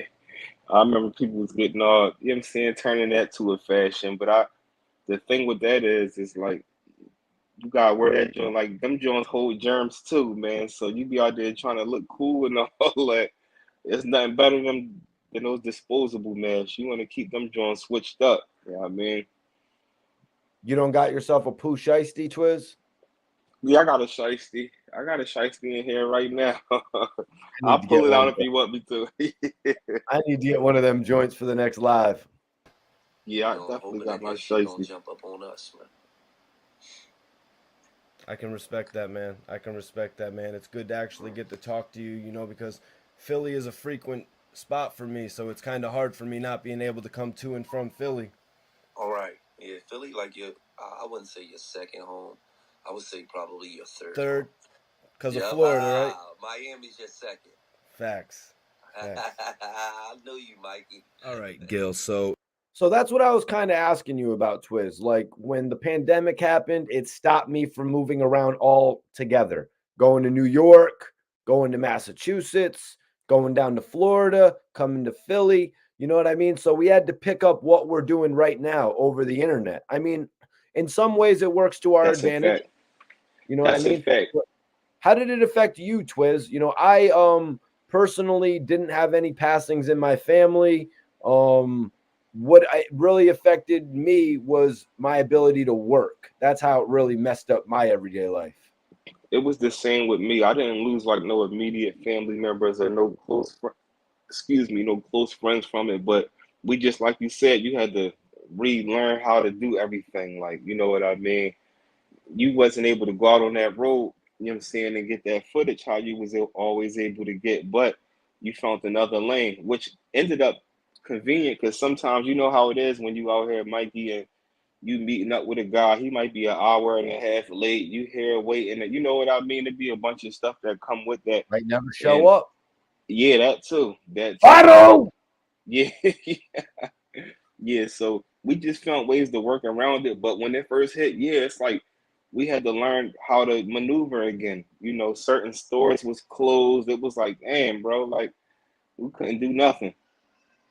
Yep, shit was shut down, man. And one of the reasons I was just so scared to drive around during the pandemic was because that it seemed like the police were pulling everybody over, and I didn't want to get pulled over and get a DUI. You know what I mean? For some marijuana in my car. That's one of the biggest things they have a hard on for right now. I remember I was in Philly one time. My car reeked like weed, and they were about to charge me with a DUI.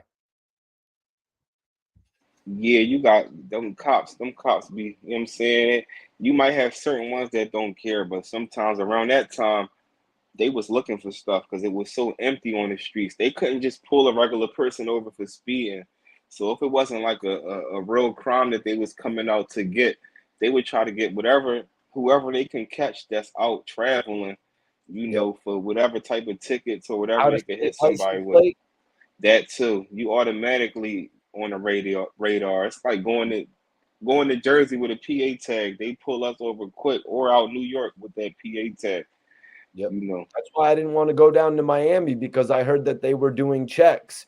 And I just knew they're going to do a check. They're going to pull over my car. The car is going to reek like weed. They're pulling me out of the car. So that's why I didn't even do none of that traveling during the pandemic, which I regret, because I heard they were getting it in down there in Miami, man. I heard they were getting it in, bro. I need one positive AR-AB story for the Report Card Radio audience, because at one point you had actually told me that you had done something to help every single Philly hip hop artist. What was that you had done for AR-AB? I'm pretty sure I'm probably yeah, I got one time. Okay, so Cosmic Kev called me. You know what I'm saying? He was like, yo, who should I get on the come up show, man? Blah blah blah blah blah blah blah. You know, we was thinking of some people that he should get on the come up show. And I said, you know what? No, fuck that. Get Ab on there. Get AR on there. You know what I mean? He gonna join up. And this was years ago when Ab was just really, you know what I mean, setting his feet and setting his feet down in the concrete. You know what I'm saying? And he was like, you know what? Yeah. Damn, I don't know nobody got a number on him. Hold on. I got a number on him right here. Yo, Ab. Yo, yeah, it's me and Cosmic Kev on the phone, bro. You want to do the come up show? Yeah, you're fucking right. Yeah, all right, cool. Here you go. So, you know, that's the type of shit I do. But, you know, Ab was a solid nigga out here, man. You know what I mean? I wish that some of the things he did on social media he didn't do. You know what I'm saying? But, you know, you can't cry over spilled milk. You know what I'm saying? But Ab was a solid dude out here. You know what I mean? He was just trying to break through in the rap game. You know, shout out to him and the whole OBH, man. On a positive note, Gil, you know, AR-AB had actually told me that when he was younger, he actually watched you and the major figures come. So before we get into that, the positive note that Gilly brought up was actually bringing AR-AB to Cosmic Kev. How big of a light did that put on AR-AB when he did that, would you have to say, Twizz, being from the city? The come up show was a very big light for anybody coming from our city. That's like one of the goals connected to getting signed. It's like everybody from that era, they wanted to be on the come up show. That was like being on Flex coming from New York. You can't say you was somebody from the city that rap if you ain't make that come up show on Friday night. you know, and once again, like I said earlier, Gil was doing stuff like that. Ab is one of the few names he did it for. He helped a lot of people out, you know, in them situations, and you know, it don't take much to do that besides being, you know, a real person, a genuine person, to, you know, trying to help out the next man instead of just focusing on yourself. Because we talking about Cosmic Kev, where Cosmic Kev admitted that he used to blow Gilly up to come up on the come up show. The figures up, like I need y'all down here. They was a big part of the come up show taking off. So, you know, shout out to Gil for that. That's what's up, man. In the hip hop industry, what were your thoughts when Cassidy actually gave him an opportunity within Larceny Family? Well, it depends on what you look at as an opportunity. I mean, what opportunity did Cass really give him? What opportunity? This is where some people disagree with Gilly, though, Twizz. What opportunity did Cassidy really give him? So before AR-AB was running around with Larceny Family, running around with Cassidy, what did you know of AR-AB? Well, before he was running around with Cassidy, I heard about AR a couple times. I didn't hear I didn't really hear his music and stuff like that. Like, you know, but I heard about him because they used to have used to have a group back then, and this is back when you still would catch stuff on like what's that, the cassette tapes and stuff like that. But he was one of the names that was ringing in the city. But as far as hearing how hot he was and stuff like that, I didn't really hear him until like around the time he was like already kind of affiliated with Cass. Cause I'm trying to think of the time, and I'm trying to think the Allegheny Ab mixtape, did that come out before he was with Cass or after? It might have been after. See, the time stamp was just crazy, but you know, he definitely, his name did blow up in the city around the time when he was around Cass.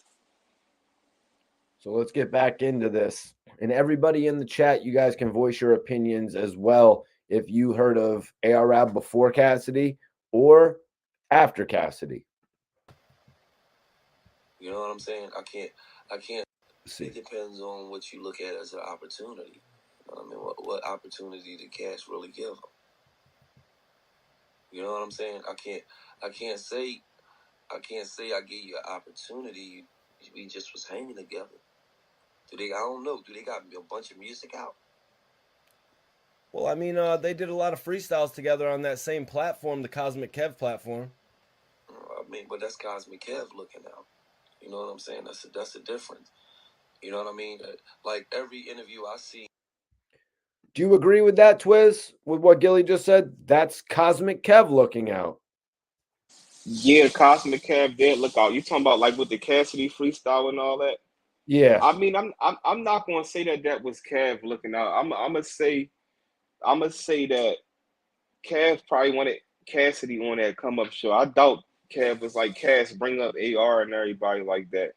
Cass invited AR up, and AR brought Dark and everybody up there with him.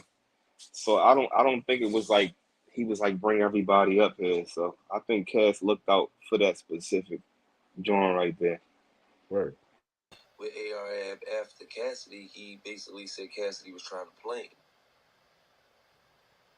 You know what I'm saying? So not taking nothing away from Cassidy because he said Cassidy was trying to play him in the sense of what you were just talking about, how AR-AB brought Dark Low, he brought all the OBH guys, and it made Cassidy look good. Is that a sense of playing somebody? Not saying that he tried to play him with that in particular, but it probably was like, all right, yeah, like it's like I'm using you to my advantage now. Like, AR, I know you're gonna bring 100 people with you. I'm going, you know what I'm saying? It's like I'm using your street credibility and your entourage for me to move around with. And after a while, a person gonna catch on to that. It's like, all right, we doing these freestyles, we doing this and that, but let's make it make sense because I'm not getting no money from none of this stuff now. Now you just got me around like a crash test dummy now. You know what I'm saying? That's where the playing stuff come in play. Yeah, the internet wasn't as hot back then. So AR-AB doing these freestyles. If it was 10 years, in the future, AR-AB doing these freestyles, I think would have blew him up to a much bigger magnitude. Facts. That's a fact. That's a fact. I guess if Cassidy did some work with him, I guess he did help him. You know what I mean? Because Cassidy was the bigger artist at the time. And if I'm the bigger artist at the time and I do some work with you, then I guess that is helping you. But you know what I mean? I don't really feel as though AB looked at it that way. But I'm not here to speak for AR-AB or none of the OBH. I'm not here to speak for Cassidy or none of the Larceny family. But I don't think that AB looked at it as though it was just seeing the interviews that he did after he left Cassidy. He said something about Cassidy had him sleeping on the couch or some shit he was saying. You know what I mean? Just like Cassidy had to throw it in there about he didn't want to be the top goon, Gilly had to throw it in there about how he had AB sleeping on the couch. Yeah. I think Darklow told me that they had to ask for cookies or something like that. Yeah, that's wrong. That was AR and what's his name? I forgot his name. I think his name Mook. He from a section of my hood too, the heavy set guy that used to be with that you saw around like AR and he was actually playing the manager role, a part of OBH. But yeah, that's how it was. And one thing I just gotta put out there real quick. I had seen the interview. We spoke on Flip John earlier, right, bro? And Cassidy put things out there that he did allegedly for AB and them that a friend's supposed to do for you, period. Mikey, if you know I smoke herb and you like Twizz, come pull over my crib, bro. I might not have no herb on me, but if you got herb, what you gonna naturally do? You gonna pass me the L. You're not gonna be like 4 or 5 years later, like I let him smoke my L. Like I passed him, you know what I'm saying? Like I bought him a bag of chips. Exactly. That's stuff that a homie is supposed to do. Like, I especially bought when him you a see hotel room so he didn't have to see me. Of course, you got him a hotel exactly. room. You got all the groupies. Exactly. And you're bringing these guys with you. You're not bringing them with you for no reason. Whether he try to, that's where people say that he's delusional at, is because there's nothing wrong with the entourage. If I became a millionaire today, I don't care what my name is in my streets of my hood. When I'm going to Chicago or Cali, they don't care about none of that. You know what I mean? I might be all right, certain areas in the city, you're not going to move reckless because you want to be protected.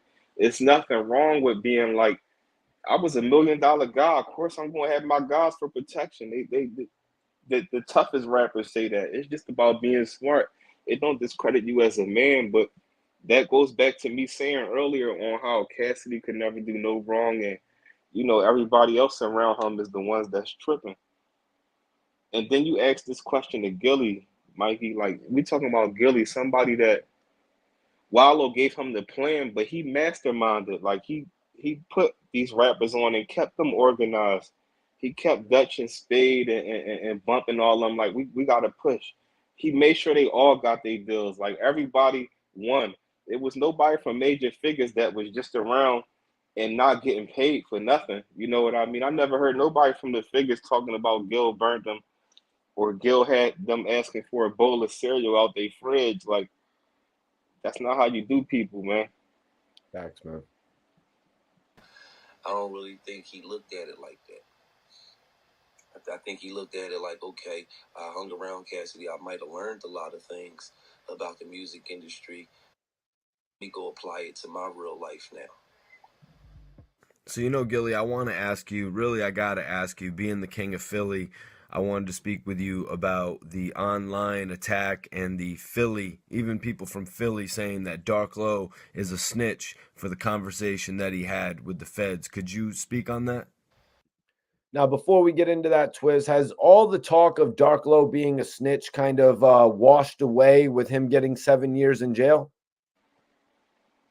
I mean, like they say, out of sight, out of mind. He's not around, so nobody talking about him. Nobody really talking about, unfortunately, nobody from OBH you might hear, like, if somebody come do an interview or speak about him and they go trending, it'd be a convo, but nobody is talking about, definitely not talking about Dark Low or nothing right now. You know what I mean?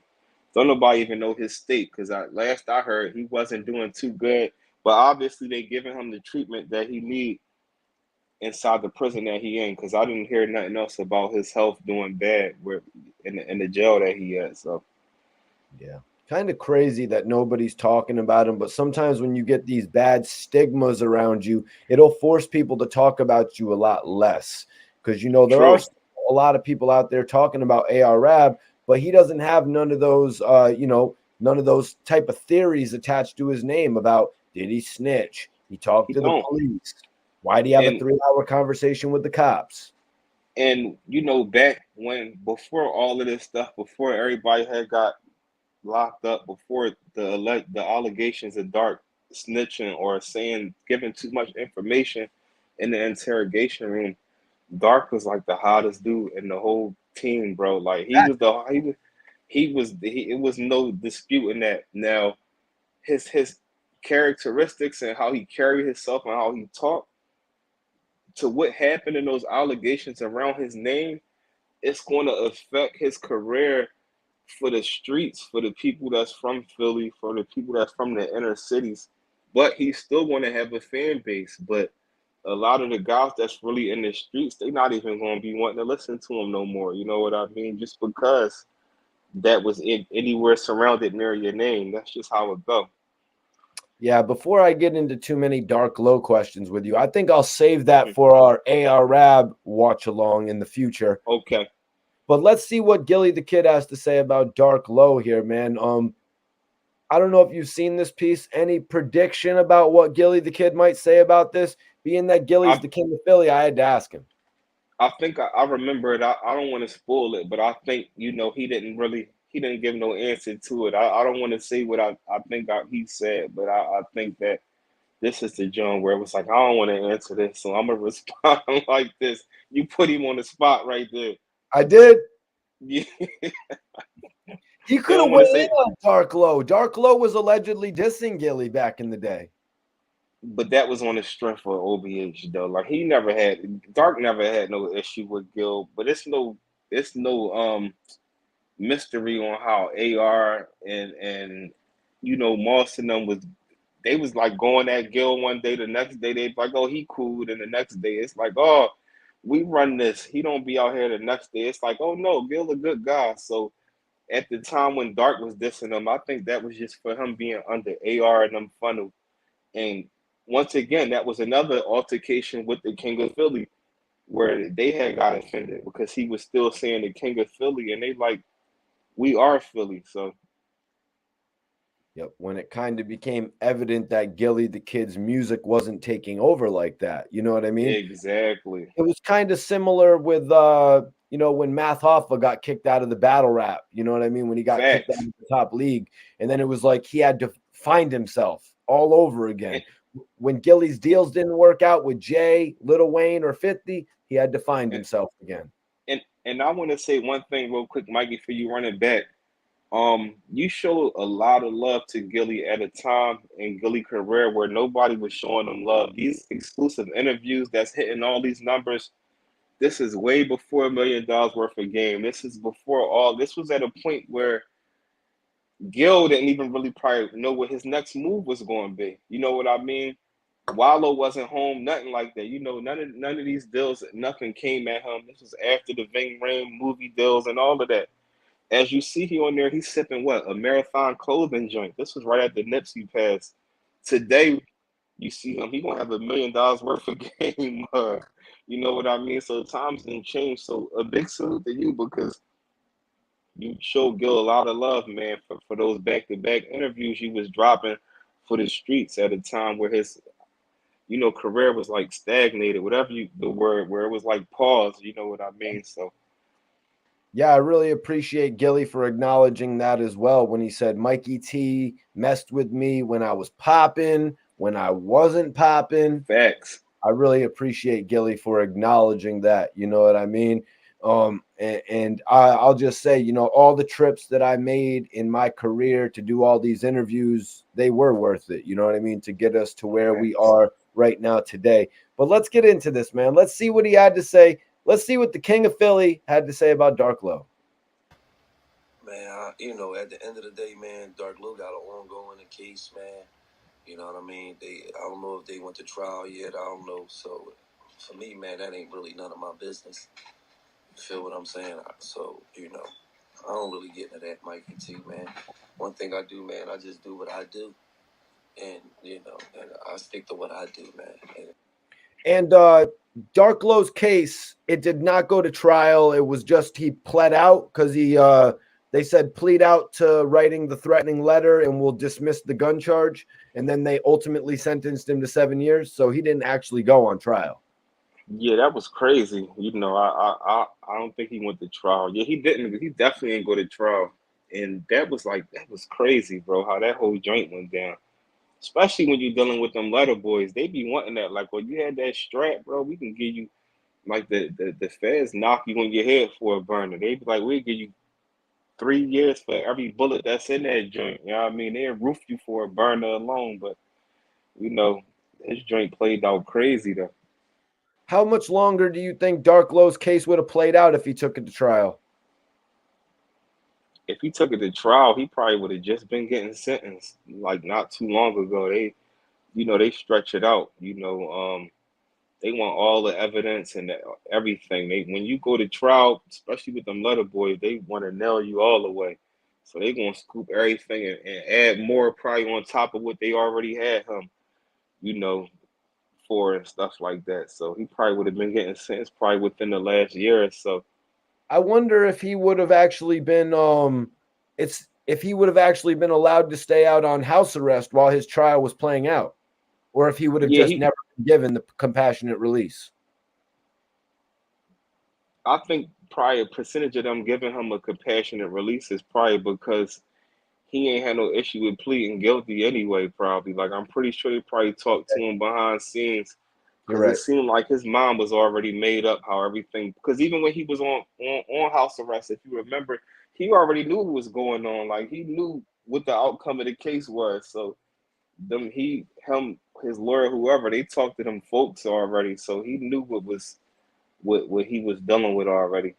I could have sworn one time Dark Low had said to me in an interview that he thought he was only going to do about 6 months. I could have He probably got sworn. that mistaken for years. Yeah. Well, probably that interrogation room, he was in there talking with him so long. He's like, "You tell us now, bro, you'd be out in 6 months, you know." So he might have thought that, you know what I mean? Taz is allegedly out right now. What? You serious? It's what it says on the federal docket. It What? says released, but I don't know. Yo. I don't know if he's doing state time. I'm not sure if he's doing state time, but and we should do a video where we actually address all the sentences of the OBH artists as well, Twizz, in the future, because Yeah, I'm that's sure a lot of crazy. people are wondering how much time Brass, you know what I mean, all the guys from OBH have done. Definitely. What I do is $1 million worth of game. What I do is $1 million worth of game records. What I do is mac and cheese. My $1 million worth of game records. What's up? sons. And you know what I mean? Like, that's still an ongoing investigation. So it's yet to see, it's yet to see what any of it is. You know what I'm saying? I mean, well, not investigation, but an ongoing. I think Dark Low still facing charges, got to go to trial. Gil, I'm sorry. Dark Low is pleading guilty. No trial. Yeah. I don't want to talk about it. Facts. Dark just switched up on everybody in that joint. For me, man, I don't really like, it's getting real. I don't really got an opinion on that. All right, Gil. Hold on. He doesn't have an opinion on that, Twizz? That's because he don't want to give him no props and be like he ain't tell, and then it come out that that's a fact, or he didn't want to say that he told, and it come out that he didn't. You know what I mean? So he just kept it mutual because A little early. it ain't like he wasn't sitting there looking into the paperwork. He hearing what everybody else say. You know what I mean? So You know, on top of that, man, that's just crazy. Like Yeah, that shit's that funny. joint was that joint was that was crazy though, man. That was a crazy situation, bro. Respect that, man. I gotta respect that. But maybe I could ask you: Are you aware of a term self-snitching? Oh, you know I had to get him, Twizz. You know I had to get him. I had to follow up. No, no. The funny part is look at Gil's face. He like, oh, He's like, he's yo. got me. You know, because Gilly loves that where he always says the thing, he's like, I'm not talking about this person. But da, da, da, da, da. Everyone who acts like that is a straight up bitch. Yeah. You know what I mean? He's like, but I'm not talking about Troy Ave, but he's a bitch. You know what I mean? Not a Well, term. let's hear about self-snitching.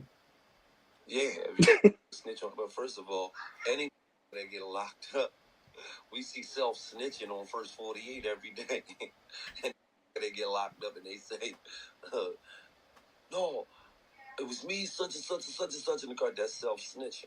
So yeah, Yeah. I definitely heard of the term. All right, so me, such and such and such. But what if they're literally just saying it was me? That's still self snitching. Because what person gonna get on the stand and snitch on themselves? Man, you know, I see that you had G Herbo on. Is that It's really frowned upon, Twizz? Like just no. yourself? I'm gonna keep it a stack.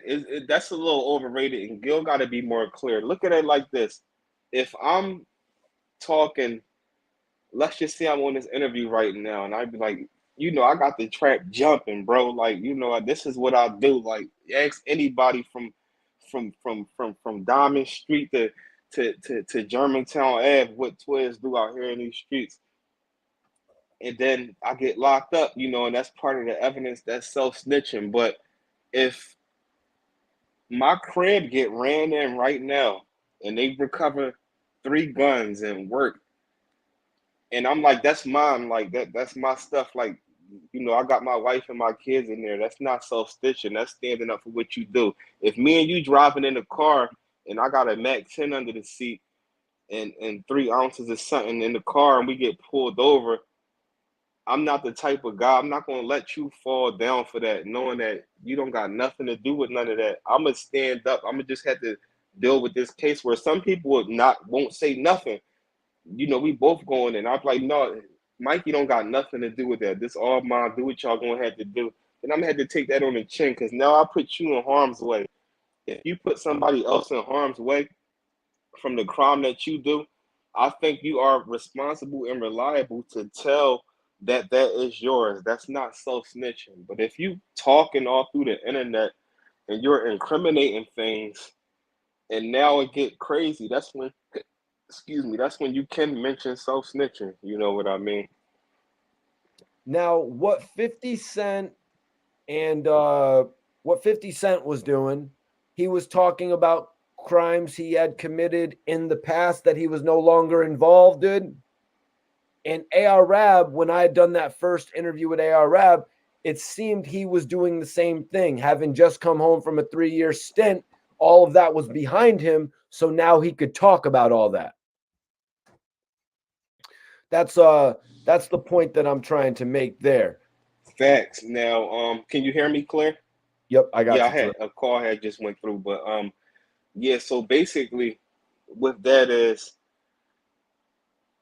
even on my channel, I talk about things that I did in the past. If it's past the statute of limitation, that's not self-snitching. You can't get in trouble for that. If I'm like when I was this or I came up doing this or that, if I know I can't get trialed or convicted for Again. it, then that's not self-snitching. You know what I'm talking about? Even if it's something you ain't get locked up for, as long as you didn't take nobody's life, it's no statute of limitation if somebody's life getting taken. Now, if you talking about, you know, bodies dropping or something like that, that's when people would be like, whoa, that's a little too much. But, you know, all rappers do it. Everybody from the streets do it. That's on any type of platform. It's not no rapper in this world that even Jay-Z did it. Jay-Z talk about hustling and he turned what he say on God's Dead. Basically, he turned like, you know, like soft into champagne, stuff like that. You know what I mean? So, you know, it's just Now, if you're speaking on active things, that's where it's like, it's a problem where people can try to throw that self snitching out to you. Or in Ab's case, when he had come home from the body, he had beat that case. So there was going to be no chance of him getting charged again for that same body. Facts. Jeopardy. Facts. If you beat a case in trial, they can't retry you. But what could have happened was, and I seen where Ab case is, if you say you beat a case in the state, that's at least how it is out Philly. You beat a case in the state, you beat it in trial, and if there is evidence that you was dealing with, then the FBI can pick it up and trial you through their stuff. But the state can't retrial you. He beat it in the state, so the state couldn't pull it back up. Oh, no shit. But yeah, we're about to get into some 50 Cent versus Ja Rule topic. Twizz, I know, did you have to run? I can probably do about like another 10 minutes on here before I get off of here. All right, cool. On the $1 million worth of game show, could you tell me how it seemed like you two had a great relationship? Could you tell me how like you guys actually formed the relationship? Well, G Herbo, that's nephew. You know what I mean? One of my old Cash Money millionaire rebels, and my brother for life, Mickey. We was both signed to Cash Money. He managed G Herbo, so just the process of me seeing Mickey win, coming from where we came from in our Cash Money days, it's beautiful. You know what I mean? And Mickey's a very intelligent guy who know how to put shit into action. So, G Herbo is surrounded by some really good people. Shout out to Mickey, shout out to V. You know what I mean? And G Herbo is an intelligent young guy himself. So, nephew know what he doing. That's right, man. That's right. You also had Waka Flocka on the show, man. How has it been having guests like that on the show? Can we expect any more? Yeah. Oh, as soon as this coronavirus over, we're going to go get a lot of people, man. I made a mistake too. You muted, Mikey. I had made a mistake. Oh, my bad. What's up, Twizz? I was saying I was thinking that because I know you did plenty of interviews with Gil before $1 million worth of game. At this time, his show was already rolling, but then it stopped due to the pandemic. But I didn't want to throw off from whatever question you was about to ask. But what would be dope, bro, from hearing what Gil said, and it'd be fly if you could talk to him about it next time you talk to him. But like, he would be a dope manager for artists like from the city, because like he's like the middleman for a lot of things. And I know he got stuff going on for the podcast, but like up and coming rappers and stuff like that, he would make a great manager because he got the relationships with people and he understand the business and he understand the game. But that would be fly if he could start managing artists, and not just from the city, but period, man. Look what happened with Mac and Cheese. You know what I mean? When they first came out, Gilly pushed that video to, I want to say, nearly 1 million views. So yeah, Exactly. And that's with his own kids, so he gonna be super biased with them. Yeah, right. I mean, but And so Twizz, how did you feel when $1 million worth of game, transitioned from being a show with just Gilly and Wallow, and they actually had Dev on back then as well. Dev took my spot on the show, but facts. so what did you think about Gilly and Wallow transitioning from it only being a show of them to now they're interviewing Waka Flocka, who was their first guest? Facts. And first, I want to say Dev ain't take his spot on the show because he came in the show, but look at where he at in Gil life now. You forever, a friend. It's more important to be a friend to someone than to just have a business relationship. So, but how I felt about definitely. So how I feel about seeing how Gil and $1 million worth of game played out. It just showed me and reminded me that consistency is the key. You never know when your time gonna come, but if you're not consistent and you're not working and you're not there, you can easily miss your blessing. Like we spoke before, 10, 15 years ago, $1 million worth of game, that was an album from Gilly. Who would have known that he was going to turn it into this? He didn't even know it. Just everything fell in place, and it just shows you to not give up. on top of we seen Gilly, you know, go through the bumps in the roads and the forks in the roads. We seen Wallow do all that time in jail and come home and everything, you know, fell in place and they make it look easy where it just, you know, reminded me to stay consistent, man, and everything gonna play out eventually, man. Stay loyal and keep your good relationships and just be a genuine person and you know, eventually the door gonna open one way or the other, man. Yeah, I mean, Walker's a good dude, man. Walker's a solid guy, man. He always been a solid guy. You know what I'm saying? I admire him and his family, and you know, I admire him first of all, I admire him as a rapper. I admire him as a family man, as a businessman. You know what I'm saying? And you know, just an all around straight up dude. Walk it a long way. Feel me? Gil, the last topic I want to touch on with you is these Instagram battles. Have you been tuning in? Yes, sir. Oh, sorry about that. Instagram battles before they were known as versus battles.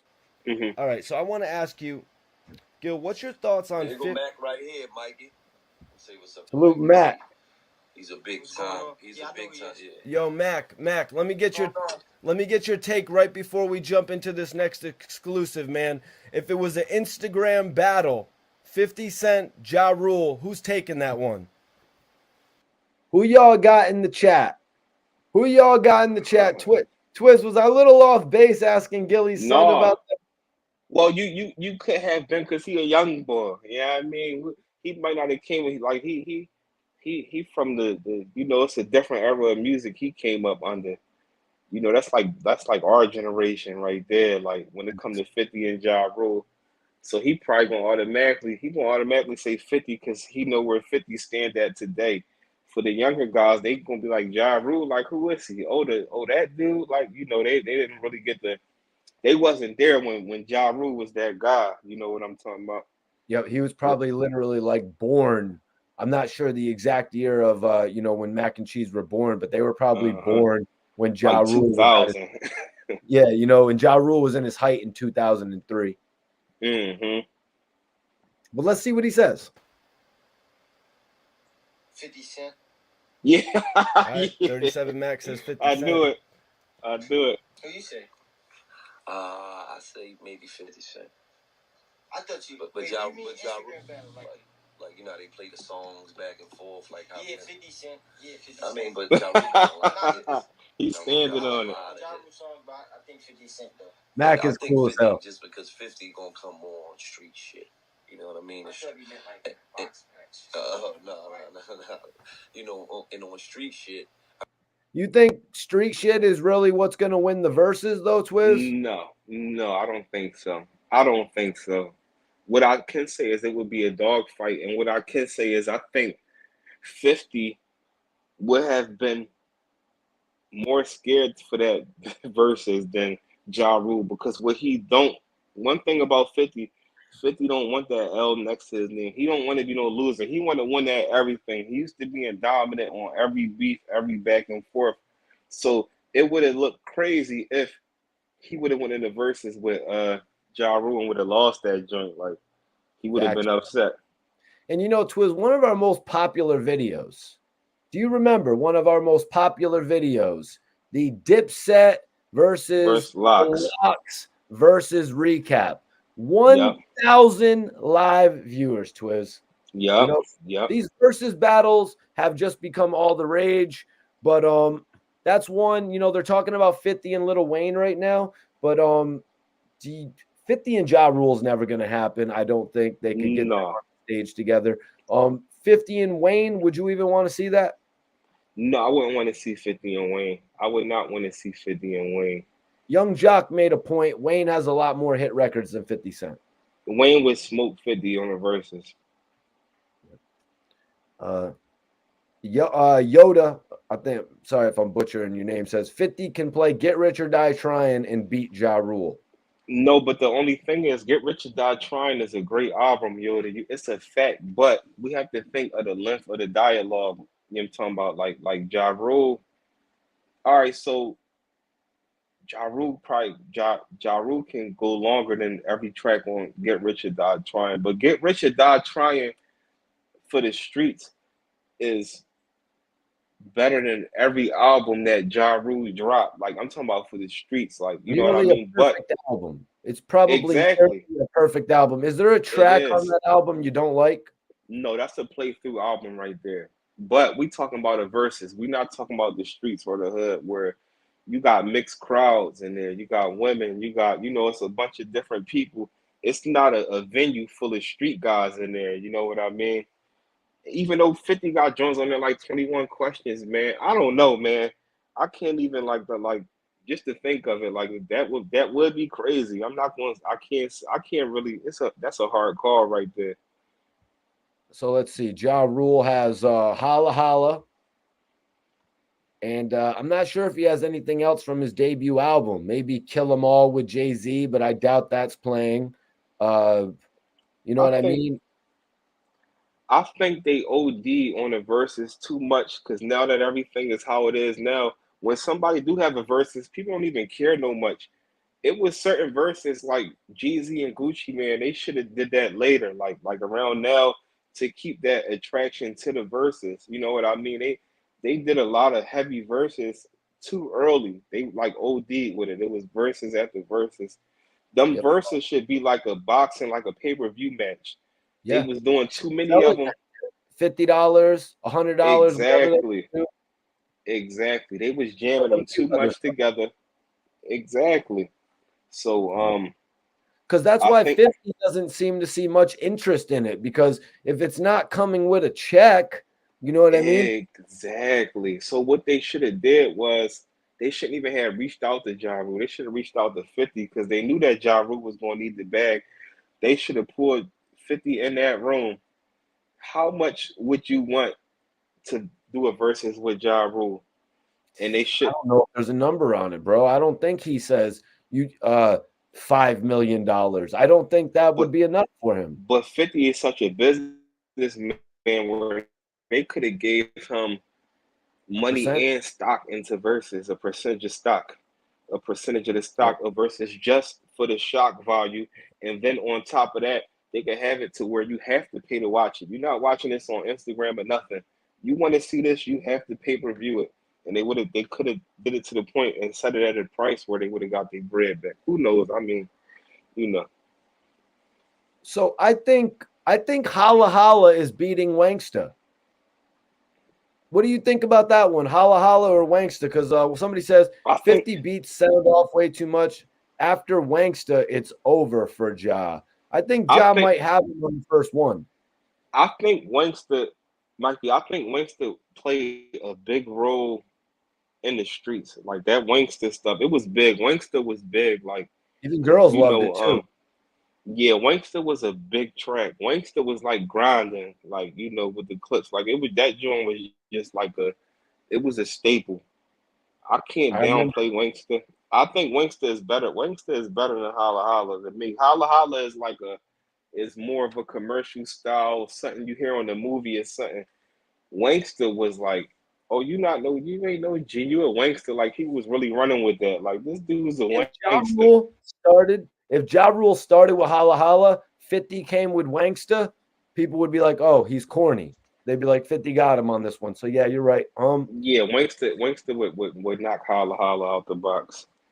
So then we go to Between Me and You and probably In the Club. That's where we go next. Between Me and You and In the Club.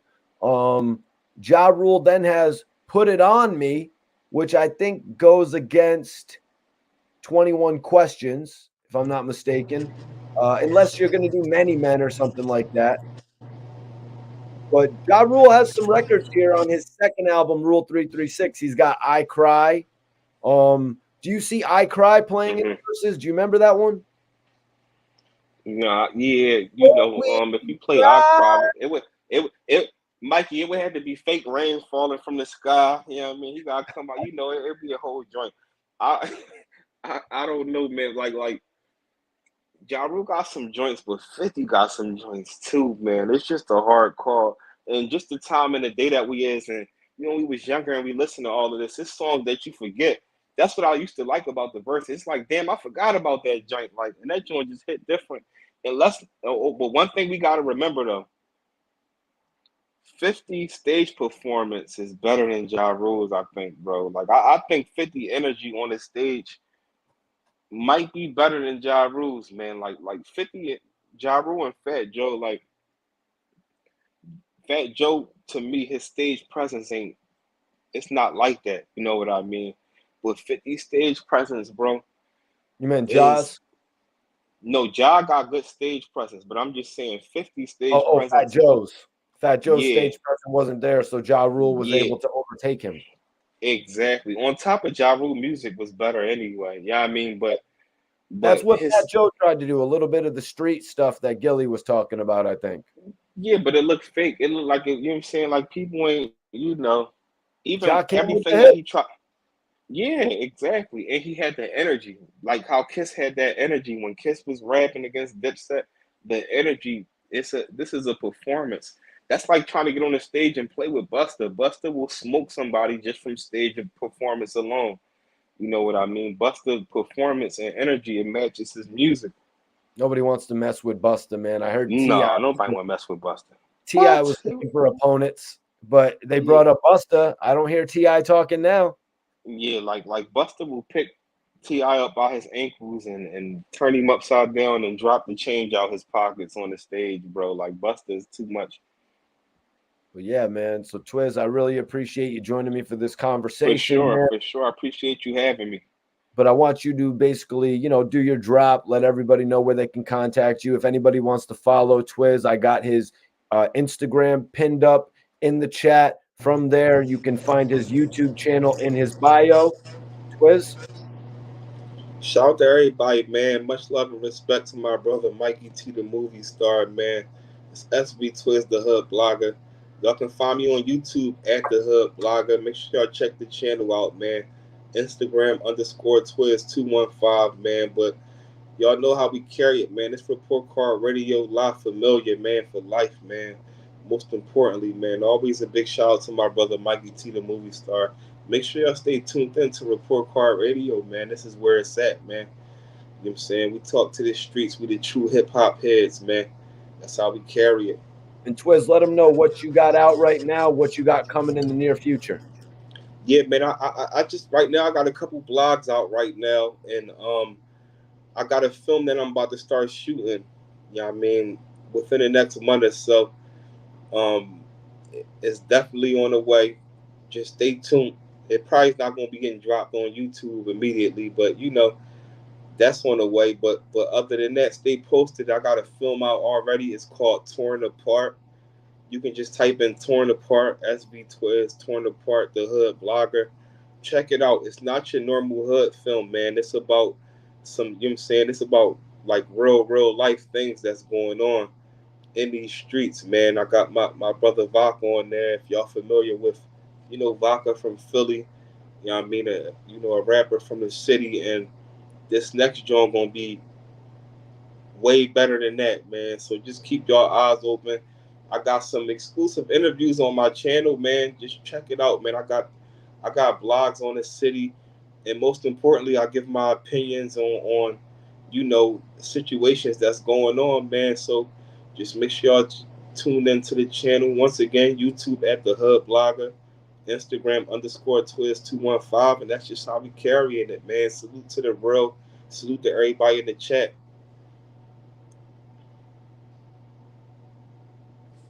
You muted, My bad, bro. Mikey. Twizz, I It's appreciate all you, man. good.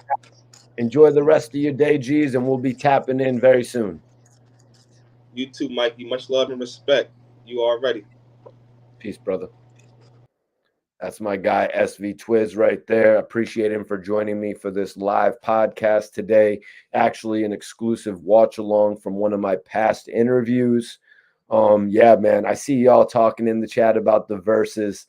I can't wait till we come on here and review another verses. You know how we do it. We literally go round for round. We don't have no cut in there. We go round for round, you guys, and pretty much give our opinion on everything that happened in the versus battle, who we thought took the round, etc. But yeah, man, everybody go subscribe to SV Twizz if you want to watch some of his content. Also, if you're interested, he's actually making his second film, as he said. He's making his second film now. His first one was with Vodka, former Dream Chaser recording artist. Yep, I did an interview with Vodka too. So if you're interested and you're in the area, you know, Baltimore, if you're in Jersey, New York, hell, if you're even here in Connecticut, wherever that's close to Philly, you guys can get in contact with Twizz if you have any interest in actually being a part of his production, man. And like I said, I really just appreciate everybody for tuning in tonight. I want you to make sure to subscribe if you're not. I'm going to be dropping my exclusive interview with AR-AB a little bit later today. I definitely appreciate y'all staying in tune with me, checking out all the content. My Instagram, Mikey T _ the movie star. It's basically in the description here. Twizz is in the description there as well. Whoever follows me on the gram based on this video, I'm going to be following you back. All you got to do is drop me a little comment. Yo, Mikey T, I saw the watch along with you and Twizz. Drop a comment in my messages or drop a comment on one of my pictures, and I will follow you guys back based on this video, man. Y'all are the most live audience, and just know that I definitely appreciate it. Shout out to my bro, the Cleaver, Colin Andrew. That's my guy right there. Salute to my dude. I think he's a moderator in the chat. So salute to all the mods. Salute to my guy Iceberg. You know what I'm saying? Hell yeah. Salute to New Jersey. I don't sleep on New Jersey, man. I don't sleep on New Jersey. Y'all be thinking I sleep on New Jersey? Here, let me show you something. Y'all think I sleep on Jersey? Let me show you something. You know, man, shout out to homie Mikey T, the movie star, man. Let's talk about 725. Can you break down the meaning of that title for me? Yeah, I mean, I had a little traumatic incident, you feel me? If you guys want to check out that exclusive that I did with Sue Surf, New Jersey recording artist, you guys can go check that out. Also, I did an interview with Fatboy SSE. You know, I move all along the tri-state. But like I said, if anybody wants to go live with me, if you guys want to connect with me, if you guys want your questions asked, send a super chat. If you want to connect with me, follow me on the gram. But if you're not subscribed, make sure you subscribe right now to the channel so you don't miss any of my live videos. I'm about to get up out of here. Expect another video today around 4:30, man. Peace. Mikey T, the movie star. I'm out. Salute my brother Twizz. Let's go.